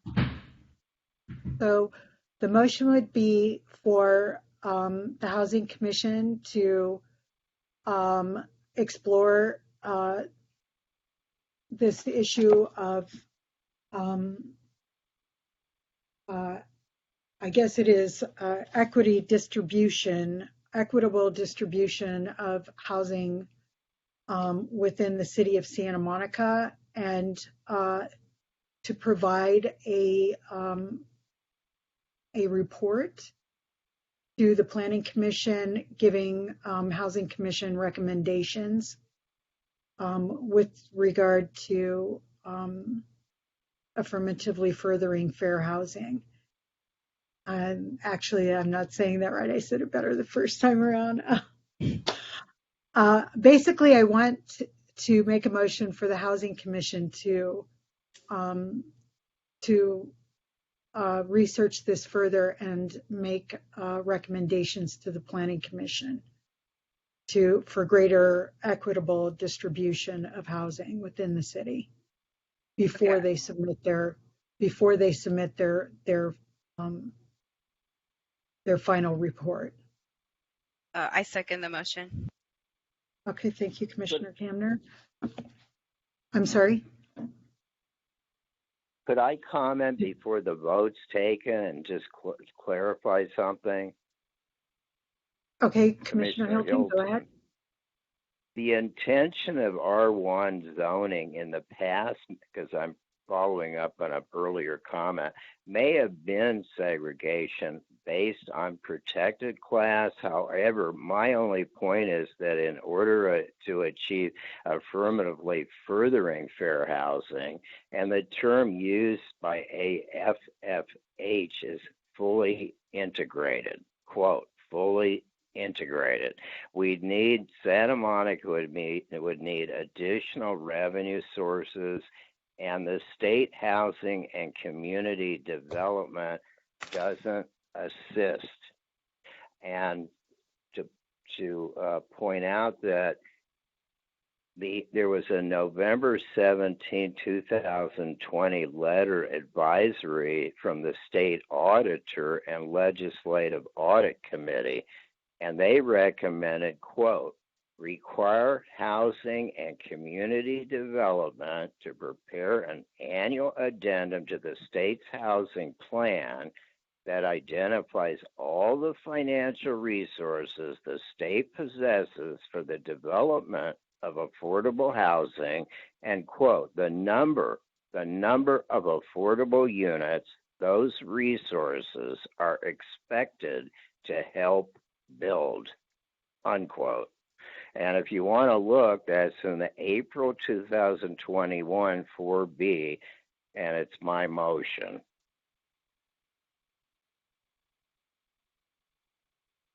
I appreciate Commissioner Hilton's points, and maybe related to that, the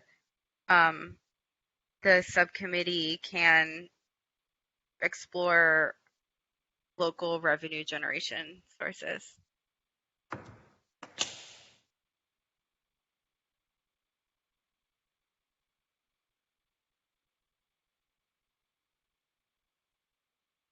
Okay, so just to clarify that we would, the Housing Commission would form a subcommittee to research and make recommendations on equitable distribution of housing throughout the city.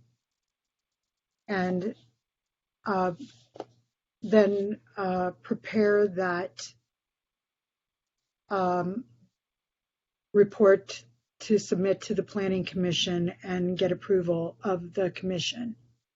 So I'm sorry, there probably should be a time frame, so we would probably need to appoint a subcommittee. If we appoint a subcommittee directly after, if we agree to go forward with making recommendations to the Planning Commission. Do I need a second again? I can second again. Yes, thank you, Commissioner Kamner. So now we'll go to vote. Commissioner Kamner? Yes. Yes. Commissioner Tabaka?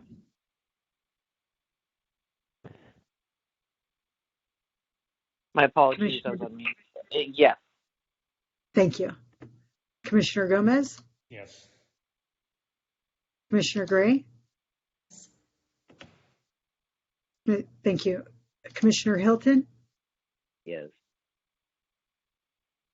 And Vice Chair Marasco, yes, it's unanimous vote, and so the motion passes. And now we will go to public input. Public input. I'm sorry. Excuse me. I would like to say something before we do. Okay. I was just going to add that. Commissioner Tabaka, go ahead. I apologize. Thank you. This subcommittee, we should hold off until July when we have the new appointments. That's my thought. You're right, and I did say that we would decide on a subcommittee right after. I'm sorry, I went to public input. I'm sorry, I jumped the gun on it. Thank you, Commissioner. I apologize. Thank you. and I'm sorry. Commissioner Gray? Yes, I just wanted to follow up on your comment and ask what the timeline was on this. Do we know what the deadline is for the Planning Commission's report to the City Council? When would we have to have our report done by? Do you know? Okay, Commissioner Gray, I'm sorry. I did not actually, I don't know the date or the deadline of when they're going to make their final recommendations. I just know that they are trying to finish up now, and that is the reason why they are saying they're going to meet as many times as possible to try to finish this up. And again, they want, some robust input from the community. So I imagine that there are going to be some meetings where they're going to advertise for greater public participation. The only thing I could say about that, and I agree with Commissioner DeBaca on one hand and not on the other with regard to waiting until July. I mean, I suppose maybe extra time to catch these new commissioners up to speed, especially if we're doing a retreat right after that. And this might get lost in the mix of things. But again, we would be bringing the report to once the subcommittee pinpoints and comes up with some recommendations and brings it to the Housing Commission, hopefully in July would be a good time. Sorry, could I just, on the city's PowerPoint, it says that actually the Planning Commission meeting for the revisions is June 15th, and then June 21st is going to City Council. I'm sorry, say that again. I know they just had their meeting. Say that again. It says on the timeline on the PowerPoint, it says June 15th to Planning Commission and June 21st to City Council, and then they're going to submit to HCD by July. So I think June 21st is the last possible day, if that's like when the City Council is going to decide. Okay, thank you for that, Commissioner Camner. So it would have to be done like this coming week, which I think is very doable. I don't even know how we would, if we're appointing a subcommittee or if people would volunteer, but certainly we would have to definitely make some recommendations quickly with regard to this. So are there any people who would like to volunteer for this subcommittee? I volunteer. Okay, Commissioner Camner. Thank you. This is Commissioner Gomez. I would as well. Okay, thank you, Commissioner Gomez. And I believe it is, subcommittee is no more than 3 people, correct? Yes. Okay, and is there anyone else who would like to volunteer? Commissioner Gray? I just wanted to express, because I don't want to preempt anyone else if they'd like to participate. I would like to contribute, but I have limited existing knowledge about the element and current policy around it, and so I'd be happy to help if there was already sufficient policy and data knowledge on the commission, if that makes sense. Yes, it does. Okay, so the subcommittee would consist of Commissioner Gray, Commissioner Gomez, and Commissioner Camner.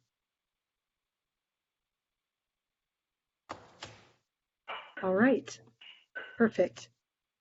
And this report would have to be submitted by June 21st, and we would not have a meeting prior to that. Could we agree for the, and I don't know if this is permitted, commission to approve by email, and with Commissioner Hilton, it would have to be by fax for commissioners to give approval or input prior to. Commissioner Gray, go ahead.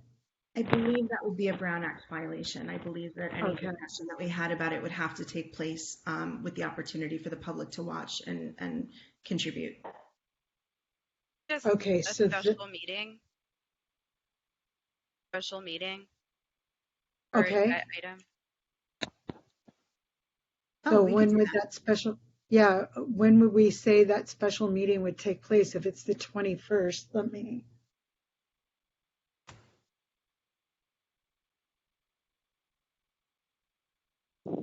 I mean, the 21st is Tuesday, and that's right after a holiday weekend. I mean, I guess it seems like I'm not even sure if we're going to be able to do a special meeting. Maybe the only thing we could do in that amount of time is just make a recommendation now just like generally about the need to equitably distribute affordable housing.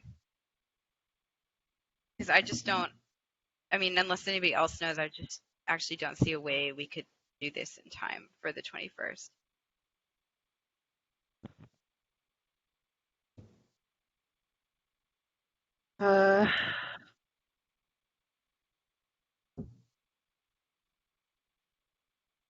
Yeah, that is a dilemma.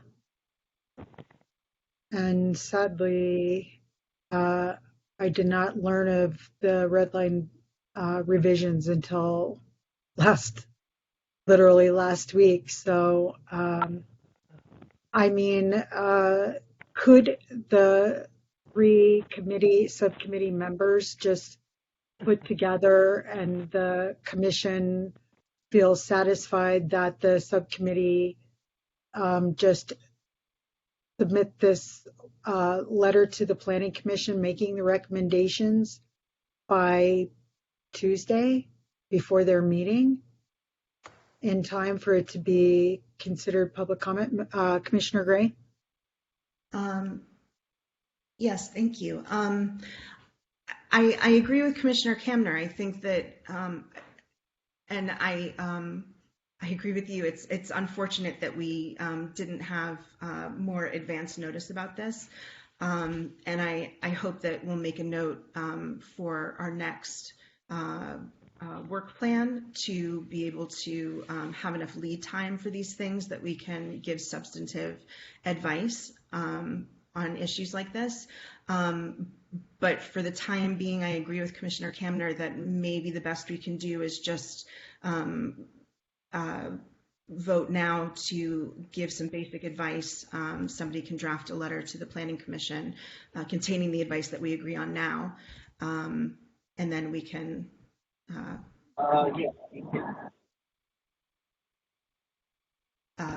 that we can give them the limited advice that we're able to right now, and then for the next work plan, we'll have more advanced notice and be able to dig into it some more. Okay, anyone else want to? So we're going to a revote? Maybe another alternative would be the subcommittee makes a recommendation, but then submits it as individuals and not on behalf of the commission.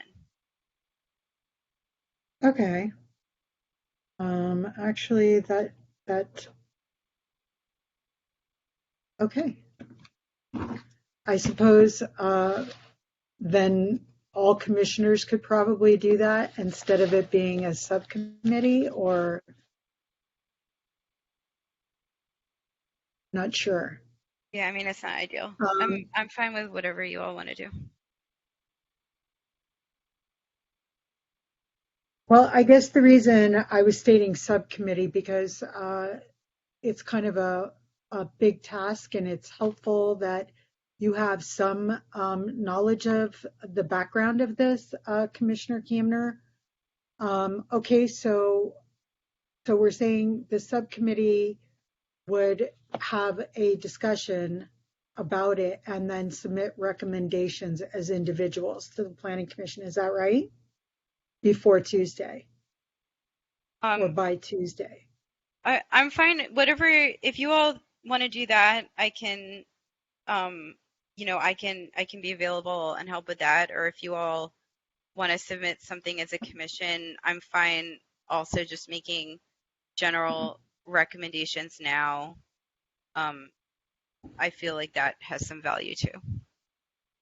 So I guess I just, I guess it just depends on what everybody else prefers. Okay. Commissioner Gray? Yes, so I move that we come to a consensus now on advice that we'd like to submit to the Planning Commission before Tuesday, collectively as a group, and then just prepare to be able to form a subcommittee perhaps next year, as part of the work plan, and looking at this in more depth. So I move that we come up with some more general advice right now that we can submit to the Planning Commission before Tuesday, so it can be incorporated into their advice to the City Council on Tuesday. Okay, anybody want to second Commissioner Gray's motion? I second it. And do you want to put in what the recommendations are now into the motion, or you want to do a separate motion? I think that should probably be a separate motion, right? Okay. I second the motion. Okay, so the motion is that we come to a general consensus now on making recommendations to the Planning Commission regarding, I guess the easiest way to say it is equitable distribution of housing across the city, affirmatively furthering fair housing. So Commissioner Kamner, we're going to vote. Commissioner Kamner? Yeah, do you want to add something, taking a quote from you, Chair, that the city should ensure that affordable housing is more than a paper exercise and identify revenue sources for affordable housing, something like that, maybe? Yes, absolutely. Thank you.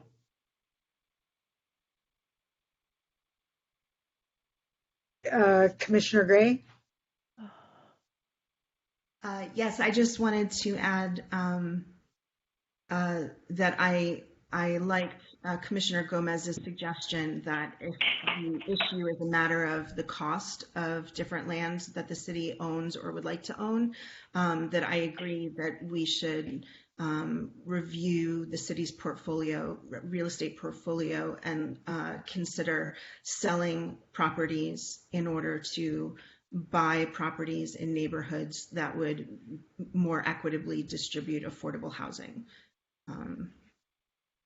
Yeah, I think the imperative is the equitable distribution. Not, I think the bottom line can't be the city's bottom line. That we have enough resources that we should be able to shift things around enough and make it possible to locate some of that in north of Montana, for example, or Northeast neighbors. Okay, so I'm sorry, I thought we were going to go to a vote about coming to a consensus, and then we were going to vote on what specifically would be in the recommendation. Is that right? Yes. That is what we said. Go ahead. Sorry, Commissioner Kamner. No, it's just saying I've gotten lost, but yeah, I think you were right. Okay, so we're going to a vote. Commissioner Kamner? Yes. Okay, thank you. Commissioner DeVaca? I need you to clarify what I'm voting on. I'm so sorry. Okay, sorry. Okay, yes, it's getting very confusing. My apologies. So right now we're voting on to come to a consensus right now to make general recommendations to the Planning Commission with regard to equitable distribution of housing across the city. And then and that's it. And then we're going to vote again. So that's what we're voting on right now, to come to a consensus now. Then I vote yes. Thank you. Commissioner Gomez? Thank you. Yes. Commissioner Gray? Yes. Commissioner Hilton? Yes. And Vice Chair Marasco, I vote yes, and the vote is unanimous. And now we'll go forward with the general consensus of recommendations to make to the Planning Commission.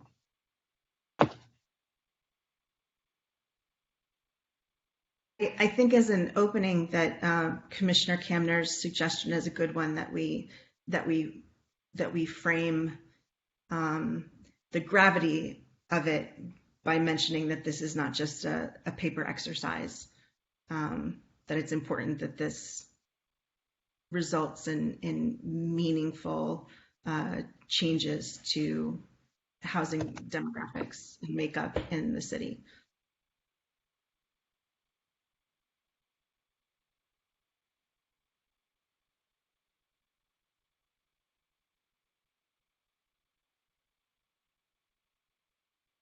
And Commissioner Hilton?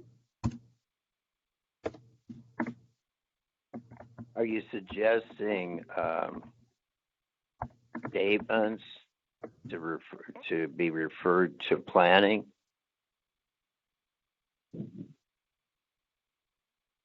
I think it has to go to city council now, right? Like they'd be recommendations for city council. Would it be to city council? I thought it would be recommendations to the planning commission. I'm so sorry. Maybe you are correct. It is to the city council. I'm sorry. You're correct, Commissioner Kamner. Yes, recommendations to the city council. Commissioner Hilton. Well, here's one. In order to achieve HCD February 8th appendix, page 5, affirmatively furthering fair housing, fully integrated, the city of Santa Monica would need additional revenue sources, and the state housing and community development doesn't provide sufficient assistance. But Commissioner Hilton, there are potential local revenue generation sources, and we're a high resource city.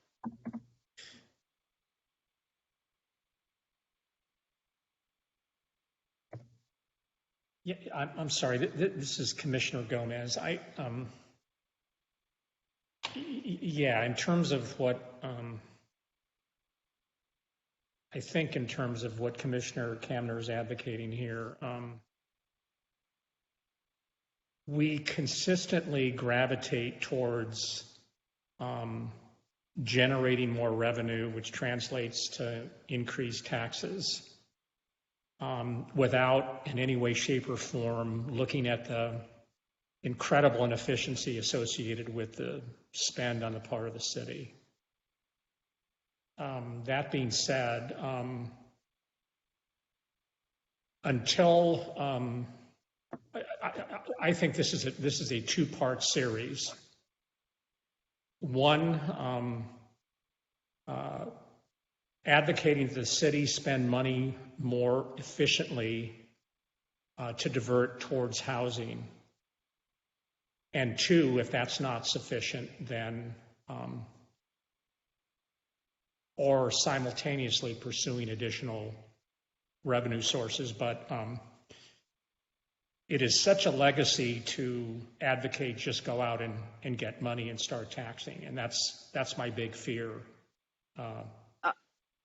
Can I just clarify that while I'm generally pro taxes, I'm mostly thinking of inclusionary zoning / value capture / affordable housing production program, like having like require a percentage of affordable units in new housing production, but it would have to be in a broader production program for something like that to work. Yeah, I'm sorry, this is Commissioner Gomez. I just think now we're starting to get into territory that has a level of complexity associated with it that is far beyond the scope and influence of this commission. I really believe we should look at this sequentially and more specifically stick to the knitting in terms of advocate for equity in the distribution of affordable housing before we start going down the path of how to finance it.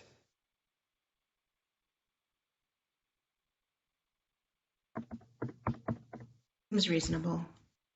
I mean, they have to agree to a plan before they, anything they do will have to be financed in some way, and it's beyond our purview to arrange that. You say that, but I think they could very easily get away with not financing it. It's just like making it a paper exercise. The city, I mean. Oh, I see what you're saying. Yes, which is what I think we need to impress upon them in our advice now. That action and inaction to this point in the city's history have resulted in the current segregation that persists. And it's vital that they meaningfully, they take meaningful action that will physically redistribute affordable housing equitably across the city. And that those steps are long overdue. If they take any other action, any action that they take that is a half measure, would only worsen an existing situation. They're already behind the ball, I guess is my point, that they need to take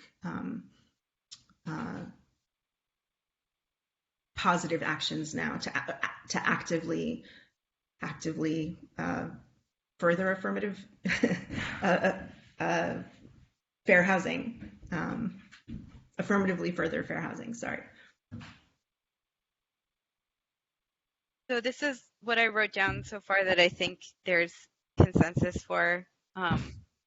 One, ensure affordable housing is not just a paper exercise, and obtain revenue sources to make affordable housing a reality. Actually, maybe there isn't consensus on the second part of that. Do you want me to remove it? Can you repeat it, Wait, please? can you repeat? Yeah. So the first point I wrote down is ensure affordable housing is not just a paper exercise, and obtain revenue sources to make affordable housing a reality.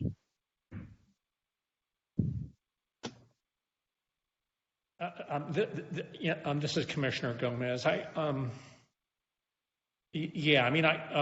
I would advocate is that we caveat that with inclusive of increased efficiency in the current budgetary process. Yeah. Okay, that sounds great. So now for first point, ensure affordable housing is not just a paper exercise, and obtain revenue sources to make affordable housing a reality, inclusive of increased efficiency in the current budgetary process. Yeah, right. Associated with the budgetary process. Yeah, would it be appropriate there to add the possible sale of existing city properties in order to fund more equitably located real estate in the city for this purpose? I'm actually not sure if I would agree with that necessarily, just because if they're going to sell some sites to fund the purchase of land somewhere else, it seems like it's going to result in purchasing cheaper land. So that's probably going to result in a situation where higher value sites are traded out for sites in lower income communities. This is Commissioner Gomez. I mean, we need to be explicit here and advocate the exact opposite. And I think that's what Commissioner Gray is advocating here. We need to be specific in terms of there needing to be equity in the distribution of affordable housing geographically in the city, inclusive of selling city property in historically targeted geographies, e.g. PICO, and purchasing property, e.g. north of Montana. I just think we need to be absolutely explicit here. How about something like prioritize affordable housing development in historically blue and green line neighborhoods? That's yeah. I think that's That's a great way of putting it. Put that as a second. Prioritize affordable housing in blue. And then the third point is inaction has contributed to the segregation that exists, and the city should take meaningful action to physically redistribute housing equitably across the city. Steps are long overdue. Yes. Yeah. At this point, there can be no inaction or failure to act on their part can be neutral at this point. It's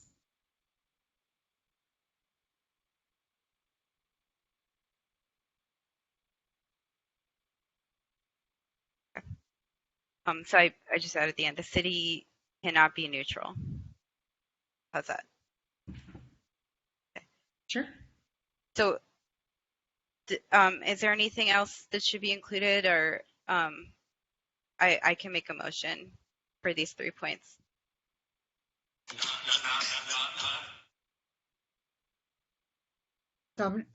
Commissioner Gomez? I'm sorry. Are we taking a vote? Oh, no. I thought you had something to add. No. Does anybody else have anything to add or change? Okay, go ahead, Commissioner Kamner, with your motion. Do you want me to repeat the 3 points, or? Yes. Okay. So one is ensure affordable housing is not just a paper exercise, and obtain revenue sources to make affordable housing a reality, inclusive of increased efficiency in the current budgetary process. Item 2, prioritize affordable housing in historically blue and green line neighborhoods. Item 3, inaction has contributed to the segregation that exists, and the city should take meaningful action, physically redistribute housing equitably across the city. Steps are long overdue. The city cannot be neutral. Okay. And so you wanted to make a motion to send, I'm sorry. No, you can say it. No, go ahead, Commissioner Cameron. To make these recommendations to City Council regarding the draft red line revisions to the adopted 6th cycle housing element update. Point of clarification, Vice Chair Morosco? Yes. I'm very sorry. I just had a technical hiccup. I'm sorry, and I lost all of you guys for like 2 minutes. Can you just catch me up? I did have one thing that I wanted to change or clarify at the end. You should probably do that now, as Commissioner Kamner just read the 3 points and the motion. So sorry, Commissioner Kamner. Go ahead, Commissioner Gray. Sorry, it's just a friendly amendment, and it's really just semantics, but I think it's important to note that at this point there are no neutral actions that they need to, that they need to choose to address this, and choosing not to address this is not a neutral act. That was the point. That's all. I'm sorry. Commissioner Kamner, did you? Did you understand? Go ahead. How about at the end, there are no neutral actions and the city cannot fail to act? Does that capture it? There are no neutral actions and the city cannot fail to act. Yeah, Okay, that's fine. so Thank you. Sorry. you're welcome. And so Commissioner Kamner, one more time, if you could repeat the 3 items. Yep. Number 1, ensure affordable housing is not just a paper exercise, and obtain revenue sources to make affordable housing a reality, inclusive of increased efficiency in the current budgetary process. Item number 2, prioritize affordable housing in historically blue and green line neighborhoods. Item 3, inaction has contributed to the segregation that exists, and the city should take meaningful action to physically redistribute housing equitably across the city. Steps are long overdue. There are no neutral actions, and the city cannot fail to act. Okay, and now the motion. Oh, sorry, Commissioner Gray.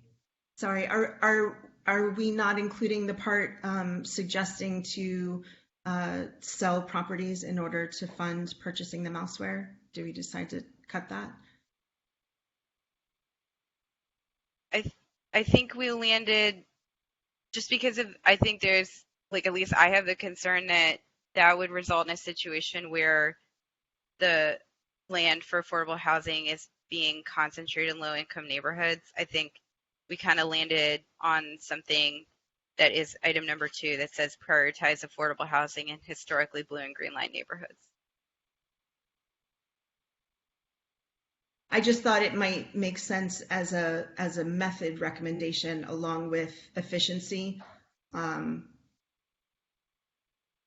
more efficient spending in general, and just as a particular suggestion. But I meant specifically that they sell properties, excess properties in historically lower income neighborhoods in order to purchase properties in blue and green line neighborhoods. This is Commissioner Gomez. I really agree with Commissioner Gray here. I view this as something, similar to using the budget more efficiently. I think unless we provide some semblance of guidance in terms of how to do this, we run the risk of more of the same. And more specifically, we can't do this because our city assets, to a large degree, don't reside in that particular geography. So I just think adding that would be a good upgrade and enhancement, and something that is out of the box and certainly not traditional to what I think they thought of before. Can we say including but not limited to? Yeah. I mean, I don't think I could agree to that. And I think I just would be concerned because I don't think if selling like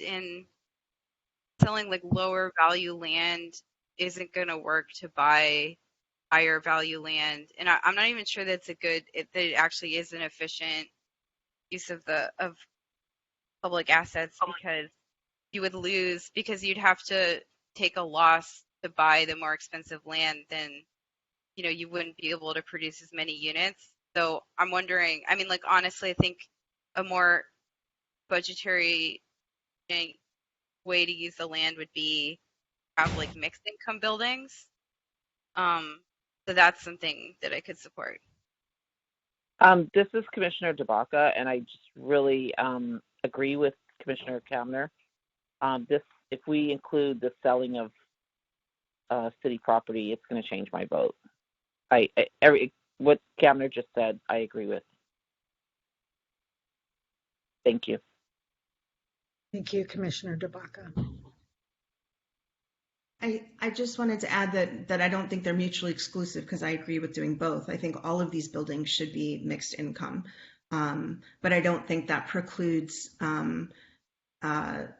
this tactic being a good possible tactic. I mean, obviously, I'm not familiar with the city's real estate portfolio, so I can't say for sure that there's something in there that would fit this need. But if there is, it seems reasonable to suggest to them that they evaluate their portfolio. And even if it were selling 3 properties in Pico to buy 1 property in Montana, I think what we're saying is that it's reasonable for us to take an ostensible temporary loss financially if it means that we are more equitably distributing affordable housing across the entire city, which has innumerable other benefits long term.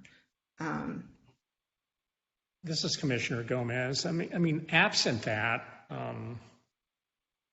we really run the risk of more of the same, because at the end of the day, that's where the assets reside.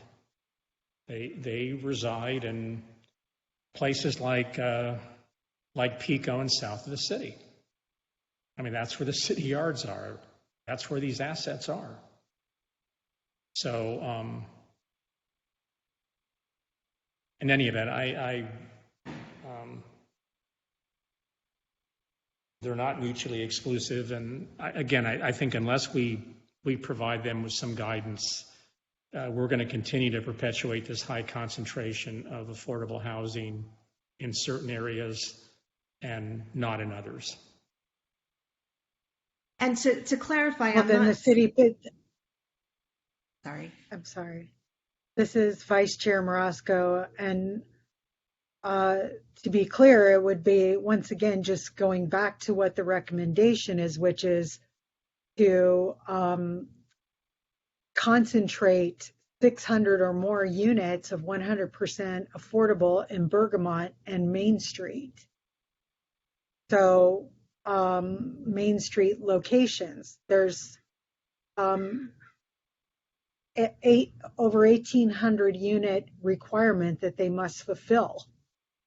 So it's not like we're talking about a ton of city property.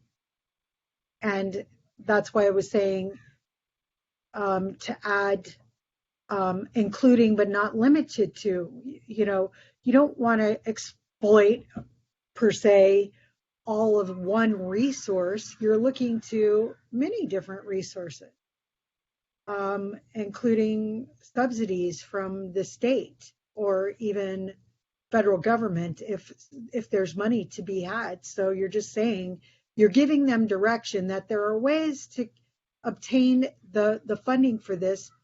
Otherwise, exactly what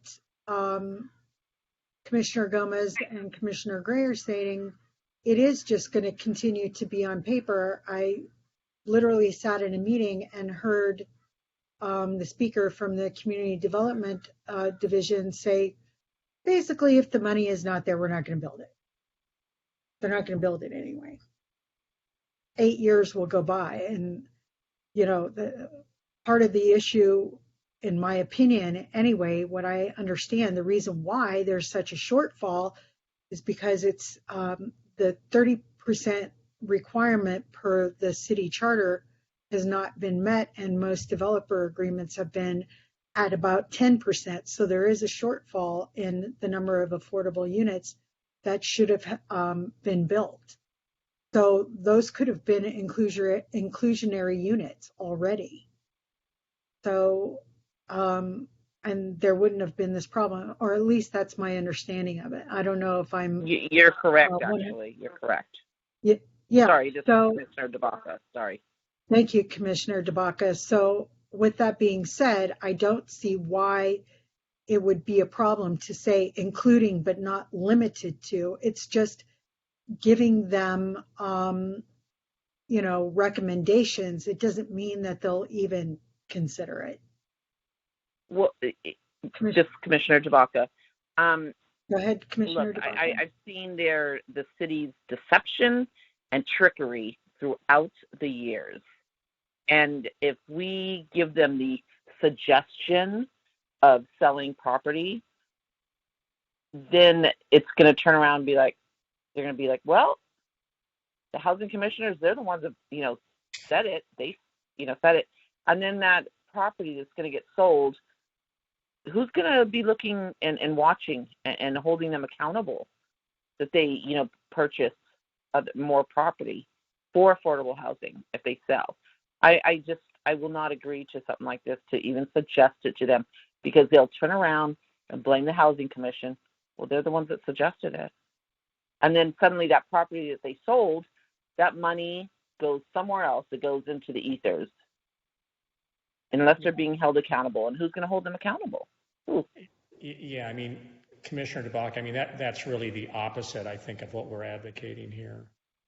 We're advocating, but when they get the approval they take that idea and they get the approval and they sell our city property, our tax dollars pay for it, they sell it, who's holding them accountable to reinvest?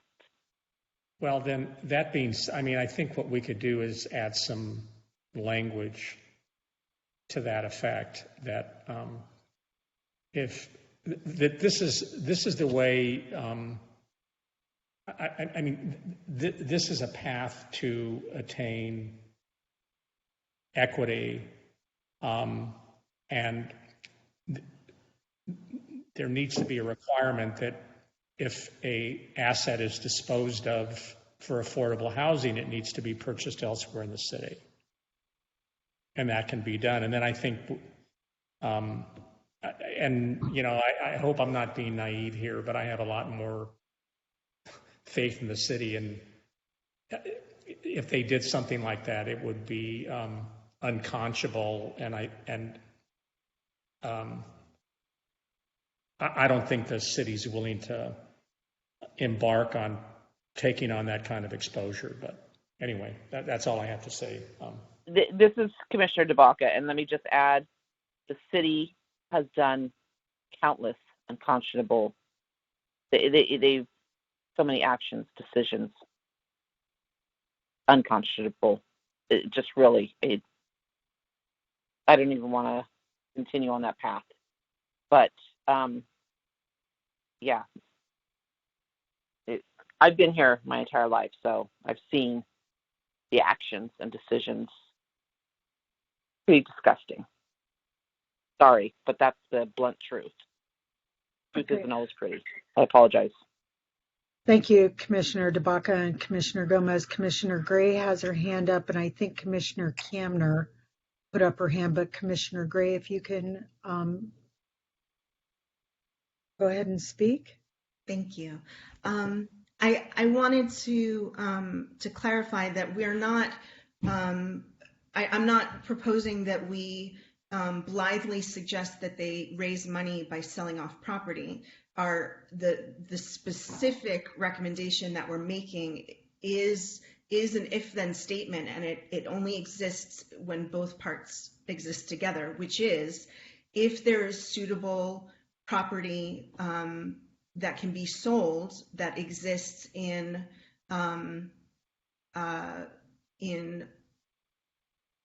historically disadvantaged neighborhoods like Pico, we recommend that what can be sold in order to use those funds to purchase property in historically underrepresented neighborhoods in terms of affordable housing. I understand your concerns, Commissioner DeBaca.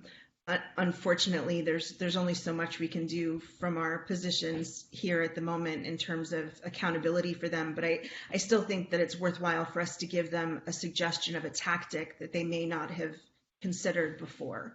And I don't think it'll blow back on us, and be taken out of context that the Housing Commission said to sell property and then use the money elsewhere, that we're specifically talking about trading assets so they're more equitably distributed. So that's all. And it was only a suggestion of a possible means of doing that, one possible means of doing that. Obviously, the first most important means of doing that, I would think, is increasing the efficiency of spending throughout the city, period. And this is really just an elaboration on one part of that.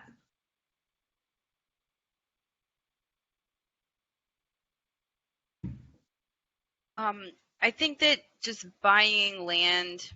Commissioner Camner, I'm sorry, I just wanted to say your name. Go ahead, Commissioner Camner.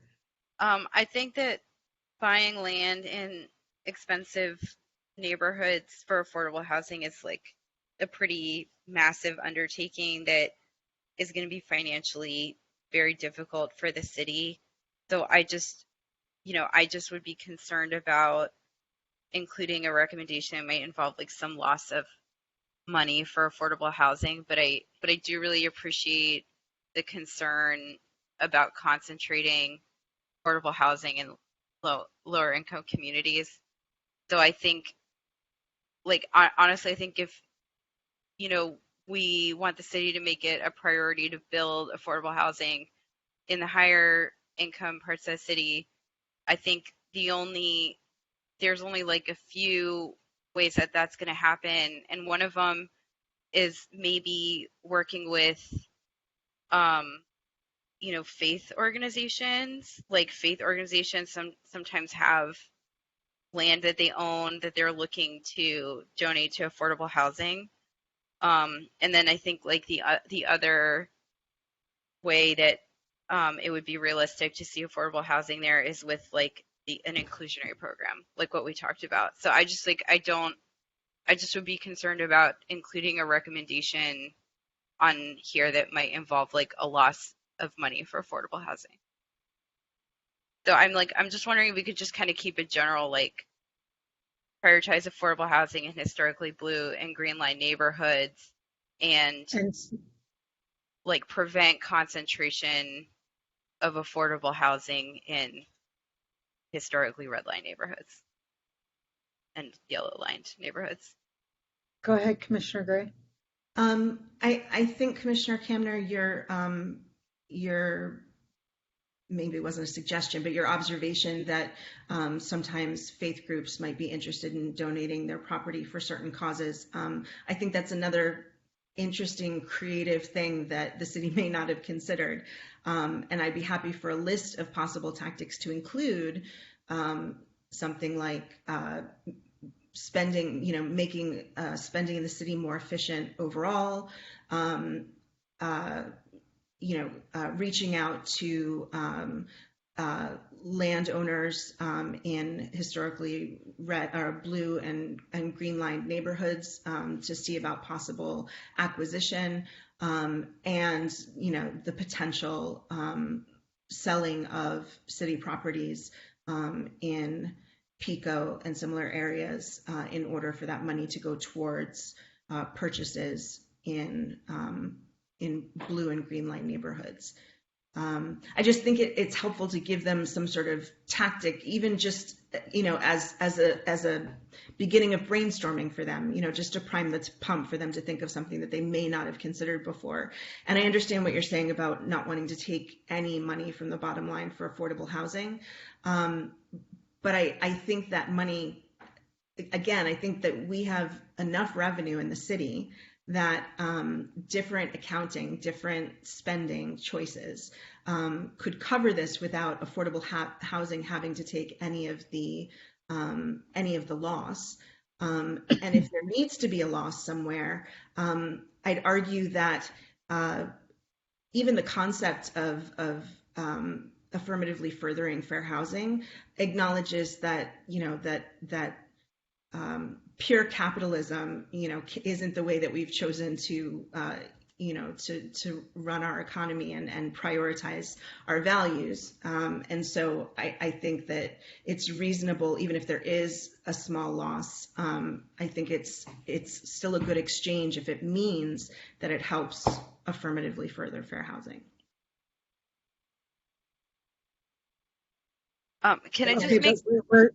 Go ahead, Commissioner. I was gonna make a proposal for number 2, but I can go after you, Chair. Oh no, go ahead and make that proposal, Commissioner Kamner, please. Okay. So here's my proposal for 2. Prioritize affordable housing in historically blue and green line neighborhoods and avoid concentration of affordable housing in historically red and yellow lined areas. Explore these methods of building housing in more expensive neighborhoods. Working with faith groups about possible acquisition of land for affordable housing. Expand the AHPP/inclusionary program.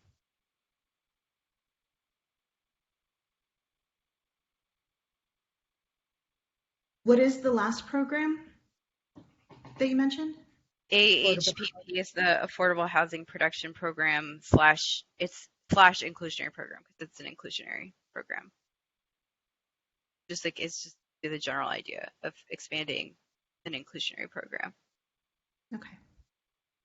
And so by saying expanding that means going beyond the 10% that the city has been agreeing to. Is that correct? Commissioner Cameron? I mean, that's not what I mean by it, honestly. So, I mean, like, I don't know if you want to get that specific. I mean, I think like it should be expanded in geography and density. Okay. Just in general, expanding the affordable housing production program. Yeah, this is Commissioner Gomez.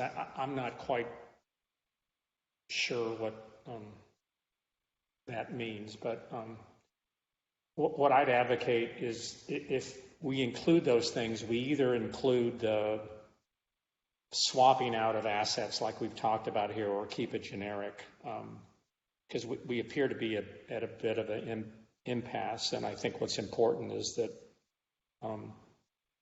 we do get something completed and acceptable to send off. So what I'm advocating is we either keep it more generic, like Commissioner Kamner was suggesting earlier, or if we're going to include those types of tactics, then the only way I could support it is that if it included, again, selling some assets in parts of the city that are overrepresented to purchase in areas of the city that are underrepresented. So I think it needs to be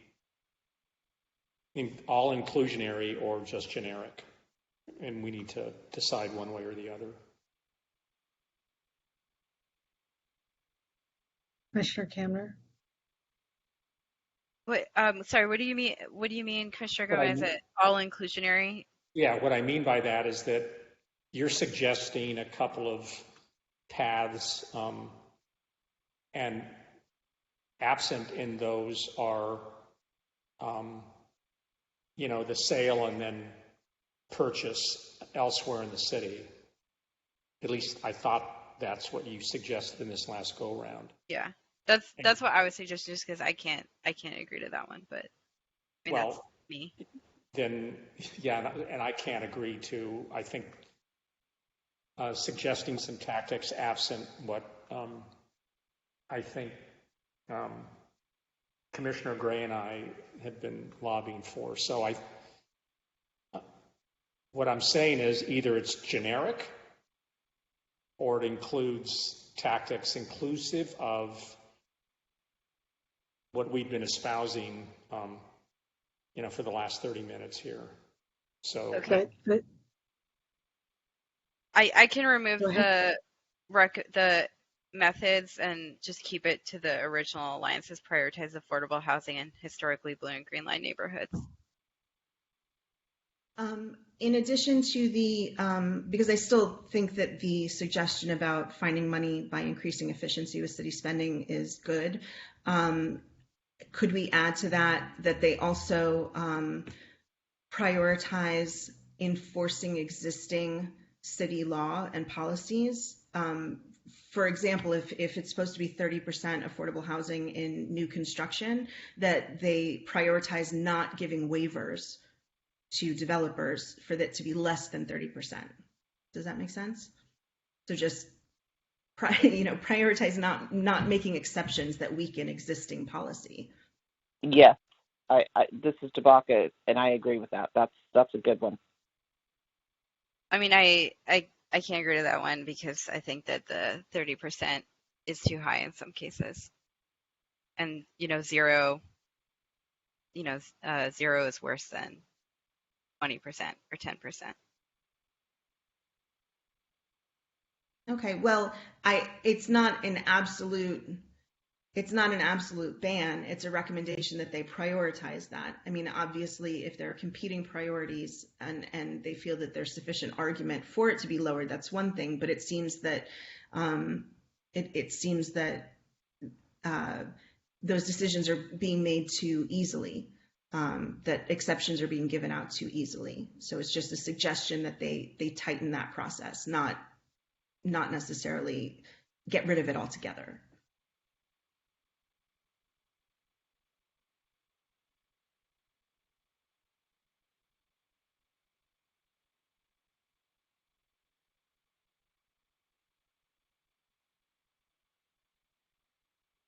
I mean, my preference would be, I just think that there's like, I just have a pretty different perspective on this particular issue. So I guess my preference would be to go back to something that's just more general, like prioritize affordable housing in historically blue and green line neighborhoods.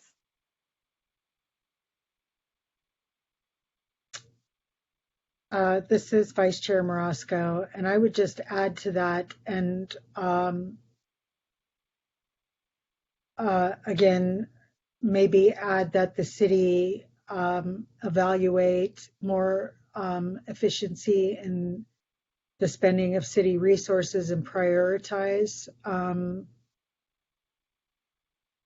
funding for, I don't know how to say it, For equitably distributed affordable housing? yes, and to look for more robust resources.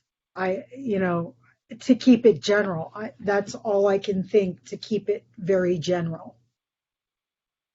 I mean, I suppose at some later date and point, the Housing Commission could make another recommendation about how they start seeking those resources. We're just making a general recommendation right now, just so that we can get it there by the 21st.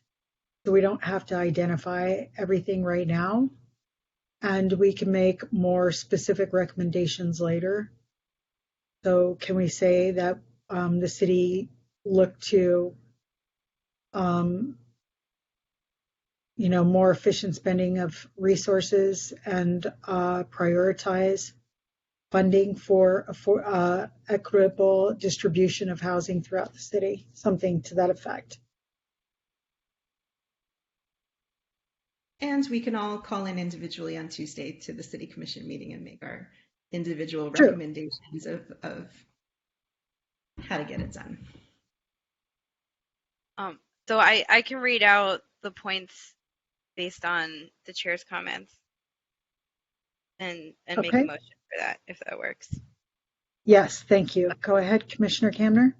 Okay, so I'm making a motion for these 3 points. So 1, ensure affordable housing is not just a paper exercise, and obtain revenue sources to make affordable housing a reality, inclusive of increased efficiency in the current budgetary process and more robust resources for affordable housing. Number 2, prioritize affordable housing in historically blue and green line neighborhoods. Number 3, inaction has contributed to the segregation that exists, and the city should take meaningful action to physically redistribute housing equitably across the city. Steps are long overdue. There are no neutral actions, and the city cannot fail to act. A friendly amendment in that last sentence, I believe, it just said housing instead of, I think it should say affordable housing.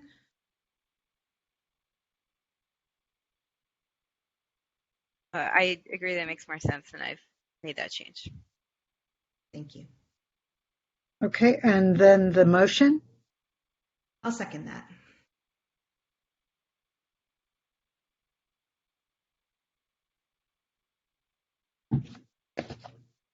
And so now we will go to vote. Commissioner Kamner, Yes. Commissioner DeBaca, Yes. thank you. Commissioner Gomez, Yes. Commissioner Gray, Yes. Commissioner Hilton, abstain? Yes. Thank you. And Vice Chair Morosco, I vote yes. It is 5 yeses and 1 abstention, and so the motion passes. And Commissioner Kamner, you would be sending that to City Council as a recommendation, or one of the other subcommittee members would be sending the 3 recommendations? I can send it if that's easiest, or I can send to you, Chair, and you can resend it, whatever you prefer. It doesn't matter. Okay, I'll send it then. Okay, thank you so much, Commissioner Kamner. Should it be sent to both the Planning Commission and the City Council? So Yes. to cover both bases, since it looks like it's in the process of being handed off? I can do that. Thank you. Thank you, Commissioner Gray. And so now that we've concluded with 9D, we're moving to item number 10, public input. Public input is permitted only on items not on the agenda that are within the subject matter jurisdiction of the body. State law prohibits the body from taking any action on items not listed on the agenda, including raised under this agenda item. Are there any people in the public that would like to offer general public comment? Yes. Okay, go ahead. Yes, Denise Barton. On the subject of the HCD's comments, does anyone else see the same thing happening to the HCD's comments and the city's response? Excuse me? Somebody, go ahead, Ms. Barton. As has happened before, for example, there always seems to be comments from the HCD about putting seniors and the disabled in a better place regarding the Santa Monica Housing Authority's programs and services. Yet what is said in the city's response is never what comes in reality. Take the attachment for Chapter 3, Goals and Policies to Address the Community Housing Needs. Yet there seems to be much more focus on racial diversity and homelessness rather than on the protected classes of seniors and the disabled. So obviously the city's goals are more important than the abuse that seniors and the disabled affordable housing tenants have to suffer through. On page 16, policy 6.5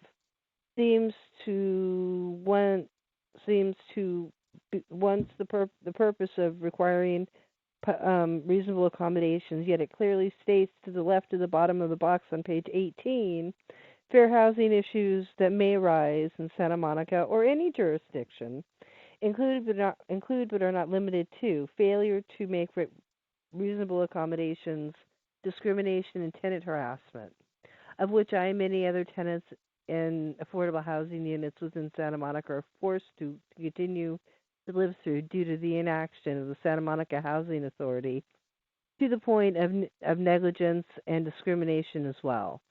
Then toward the bottom of the page, it says the city takes fair housing laws seriously, with Chapter 4.82 of SMCC addressing disability and sources of income discrimination. But hasn't this been done before? Say what you have to make the state happy, and then go back to the Santa Monica Housing Authority's normal practices of discrimination and harassment. Why would anyone expect anything else? Next, on page 19, policy 7.2 regarding legal support for residents. If that is that legal aid, I have to say, because the city pays for the legal aid's yearly operating budget, that gives them the control as to who they help and how. And I'm saying this from experience. But we can just expect this to continue on in the same manner as well. And as you wonder why affordable housing tenants go to legal aid, get no real assistance, and are forced to continue to endure the conditions in their affordable housing or move, as I had due to the moldy conditions at AO Apartments, which has still not been remediated. Or would that be the real purpose of the actions of no reasonable accommodation, discrimination, and harassment for the affordable housing unit turnover? Thank you. Thank you, Ms. Barton. Are there any other persons in the public who would like to comment, give general public comment?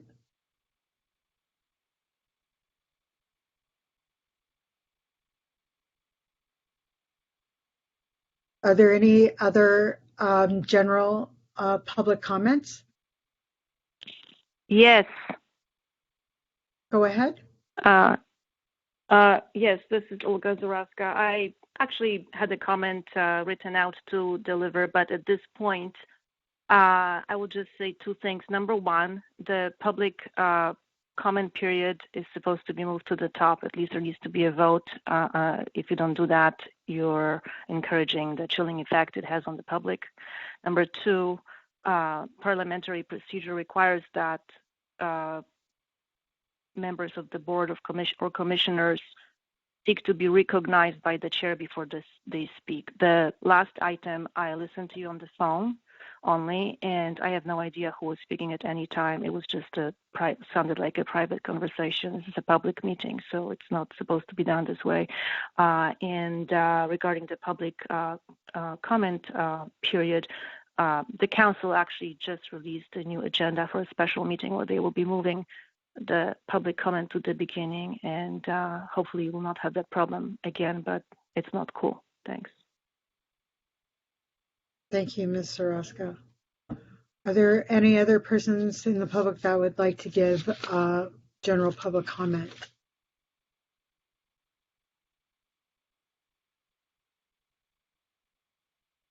I think you have to unmute everyone.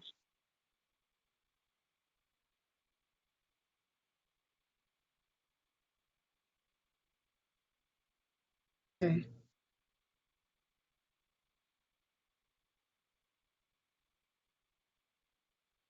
People Are there any? muted have only muted themselves. I'm sorry, say that again, Mary. Oh, the people that are muted are self-muted. Everybody is. Okay. Are there any other public comments, general public comment? Going once, twice. Okay, well, with that being said, this meeting is adjourned. Thank you, everyone. Thank you, everyone.